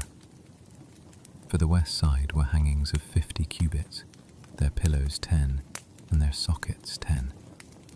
The hooks of the pillars and their fillets of silver. For the east side eastward, 50 cubits. The hangings for the one side of the gate were 15 cubits, their pillars 3, and their sockets 3. For the other side on this hand and that hand by the gate of the court were hangings of 15 cubits, their pillars 3, and their sockets 3. All the hangings around the court were of fine twined linen. The sockets for the pillars were of brass. The hooks of the pillars and their fillets were of silver. The overlaying of their capitals was of silver. All the pillars of the court were filleted with silver. The screen for the gate of the court was the work of the embroiderer, of blue, purple, scarlet, and fine twined linen. 20 cubits was its length, and the height in the breadth was 5 cubits, corresponding to the hangings of the court. Their pillars were 4, and their sockets 4, of brass. Their hooks were of silver, and the overlaying of their capitals and their fillets of silver. All the pins of the tabernacle and of the court around were of brass. The priestly garments made of the blue, purple, and scarlet, they made finely worked garments for ministering in the holy place, and made the holy garments for Aaron, as Yahweh commanded Moses. He made the ephod of gold, blue, purple, scarlet, and fine twined linen. They beat the gold into thin plates, and cut it into wires, to work it into the blue, the purple, the scarlet, and the fine linen, the work of the skillful workman. They made shoulder straps for it, joined together. At the 2 ends it was joined together. The skillfully woven band that was on it, with which it was girded on, was of the same piece and like its work, of gold, blue, purple, scarlet, and fine twined linen, as Yahweh commanded Moses. They worked the onyx stones, enclosed in settings of gold, engraved like the engravings of a signet, according to the names of the children of Israel. He put them on the shoulder straps of the ephod, to be stones of memorial for the children of Israel, as Yahweh commanded Moses. He made the breastplate, the work of the skillful workman, like the work of the ephod, of gold, blue, purple, scarlet, and fine twined linen. It was square. They made the breastplate double. A span was its length, and a span its width, being double. They set in it 4 rows of stones. A row of ruby, topaz, and beryl was the first row, and the second row a turquoise, a sapphire, and an emerald, and the third row a jacinth, an agate, and an amethyst, and the fourth row a chrysolite, an onyx, and a jasper. They were enclosed in gold in their settings. The stones were according to the names of the children of Israel, 12 according to their names, like the engravings of a signet, everyone according to his name, for the 12 tribes. They made on the breastplate chains like cords, of braided work of pure gold. They made 2 settings of gold, and 2 gold rings, and put the 2 rings on the 2 ends of the breastplate. They put the 2 braided chains of gold in the 2 rings at the ends of the breastplate. The other 2 ends of the 2 braided chains they put on the 2 settings, and put them on the shoulder straps of the ephod in its front. They made 2 rings of gold, and put them on the 2 ends of the breastplate, on its edge, which was toward the side of the ephod inward. They made 2 rings of gold, and put them on the 2 shoulder straps of the ephod underneath, in its front, close by its coupling, above the skillfully woven band of the ephod. They bound the breastplate by its rings to the rings of the ephod, with a lace of blue, that it might be on the skillfully woven band of the ephod, and that the breastplate might not be loosened from the ephod, as Yahweh commanded Moses. He made the robe of the ephod of woven work, all of blue. The opening of the robe in its middle was like the opening of a coat of mail, with a binding around its opening, that it should not be torn. They made on the skirts of the robe pomegranates of blue, purple, scarlet, and twined linen. They made bells of pure gold, and put the bells between the pomegranates, on the skirts of the robe around, between the pomegranates. A bell and a pomegranate, a bell and a pomegranate, on the skirts of the robe around, to minister in, as Yahweh commanded Moses. They made the tunics of fine linen of woven work for Aaron and for his sons, the turban of fine linen, the headbands of fine linen, the linen trousers of fine twined linen, and the sash of fine twined linen, and blue and purple and scarlet, the work of the embroiderer, as Yahweh commanded Moses. They made the plate of the holy crown of pure gold, and wrote on it a writing, like the engravings of a signet, Holy to Yahweh. They tied to it a lace of blue, to fasten it on the turban above, as Yahweh commanded Moses. The work completed. Thus all the work of the tabernacle of the tent of meeting was finished. The children of Israel did according to all that Yahweh commanded Moses. So they did. They brought the tabernacle to Moses, the tent and all its furniture, its clasps, its boards, its bars, its pillars, its sockets, the covering of rams' skins dyed red, the covering of sea-cow hides, the veil of the screen, the Ark of the Covenant, its poles, the mercy seat, the table, all its vessels, the showbread, the pure lampstand, its lamps, even the lamps to be set in order, and all its vessels, and the oil for the light, the golden altar, the anointing oil, the sweet incense, the screen for the door of the tent, the bronze altar, its grating of brass, its poles and all its vessels, the basin and its base, the hangings of the court, its pillars, its sockets, the screen for the gate of the court, its cords, its pins, and all the instruments of the service of the tabernacle, for the tent of meeting, the finely worked garments for ministering in the holy place, and the holy garments for Aaron the priest, and his sons' garments, to minister in the priest's office. According to all that Yahweh commanded Moses, so the children of Israel did all the work. Moses saw all the work, and behold, they had done it as Yahweh had commanded. Even so had they done it, and Moses blessed them. The tabernacle erected. Yahweh spoke to Moses, saying, On the first day of the first month you shall raise up the tabernacle of the tent of meeting. You shall put the ark of the covenant in it, and you shall screen the ark with the veil. You shall bring in the table, and set in order the things that are on it. You shall bring in the lampstand, and light its lamps. You shall set the golden altar for incense before the ark of the covenant, and put the screen of the door to the tabernacle. You shall set the altar of burnt offering before the door of the tabernacle of the tent of meeting. You shall set the basin between the tent of meeting and the altar, and shall put water in it. You shall set up the court around it, and hang up the screen of the gate of the court. You shall take the anointing oil, and anoint the tabernacle, and all that is in it, and shall sanctify it, and all its furniture, and it shall be holy.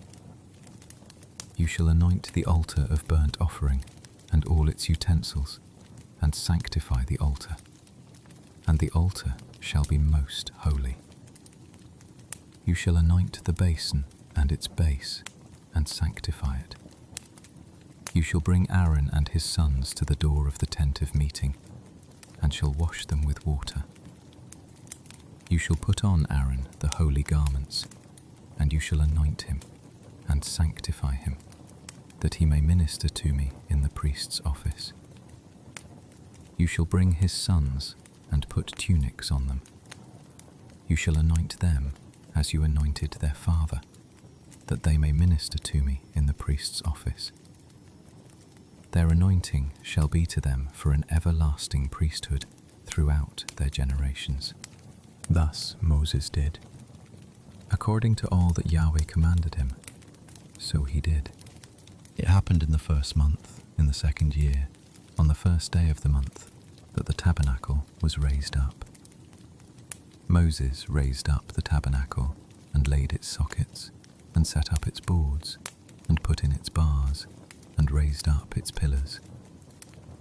He spread the covering over the tent, and put the covering of the tent above on it, as Yahweh commanded Moses. He took and put the covenant into the ark, and set the poles on the ark, and put the mercy seat above on the ark. He brought the ark into the tabernacle, and set up the veil of the screen, and screened the ark of the covenant, as Yahweh commanded Moses. He put the table in the tent of meeting, on the side of the tabernacle northward, outside of the veil. He set the bread in order on it before Yahweh, as Yahweh commanded Moses. He put the lampstand in the tent of meeting, opposite the table, on the side of the tabernacle southward. He lit the lamps before Yahweh, as Yahweh commanded Moses. He put the golden altar in the tent of meeting before the veil, and he burned incense of sweet spices on it, as Yahweh commanded Moses. He put up the screen of the door to the tabernacle. He set the altar of burnt offering at the door of the tabernacle of the tent of meeting, and offered on it the burnt offering and the meal offering, as Yahweh commanded Moses. He set the basin between the tent of meeting and the altar, and put water in it to wash. Moses and Aaron and his sons washed their hands and their feet there. When they went into the tent of meeting, and when they came near to the altar, they washed, as Yahweh commanded Moses. He raised up the court around the tabernacle and the altar, and set up the screen of the gate of the court. So Moses finished the work. The glory of Yahweh fills the tabernacle. Then the cloud covered the tent of meeting, and Yahweh's glory filled the tabernacle. Moses wasn't able to enter into the tent of meeting because the cloud stayed on it, and Yahweh's glory filled the tabernacle. When the cloud was taken up from over the tabernacle, the children of Israel went onward throughout all their journeys.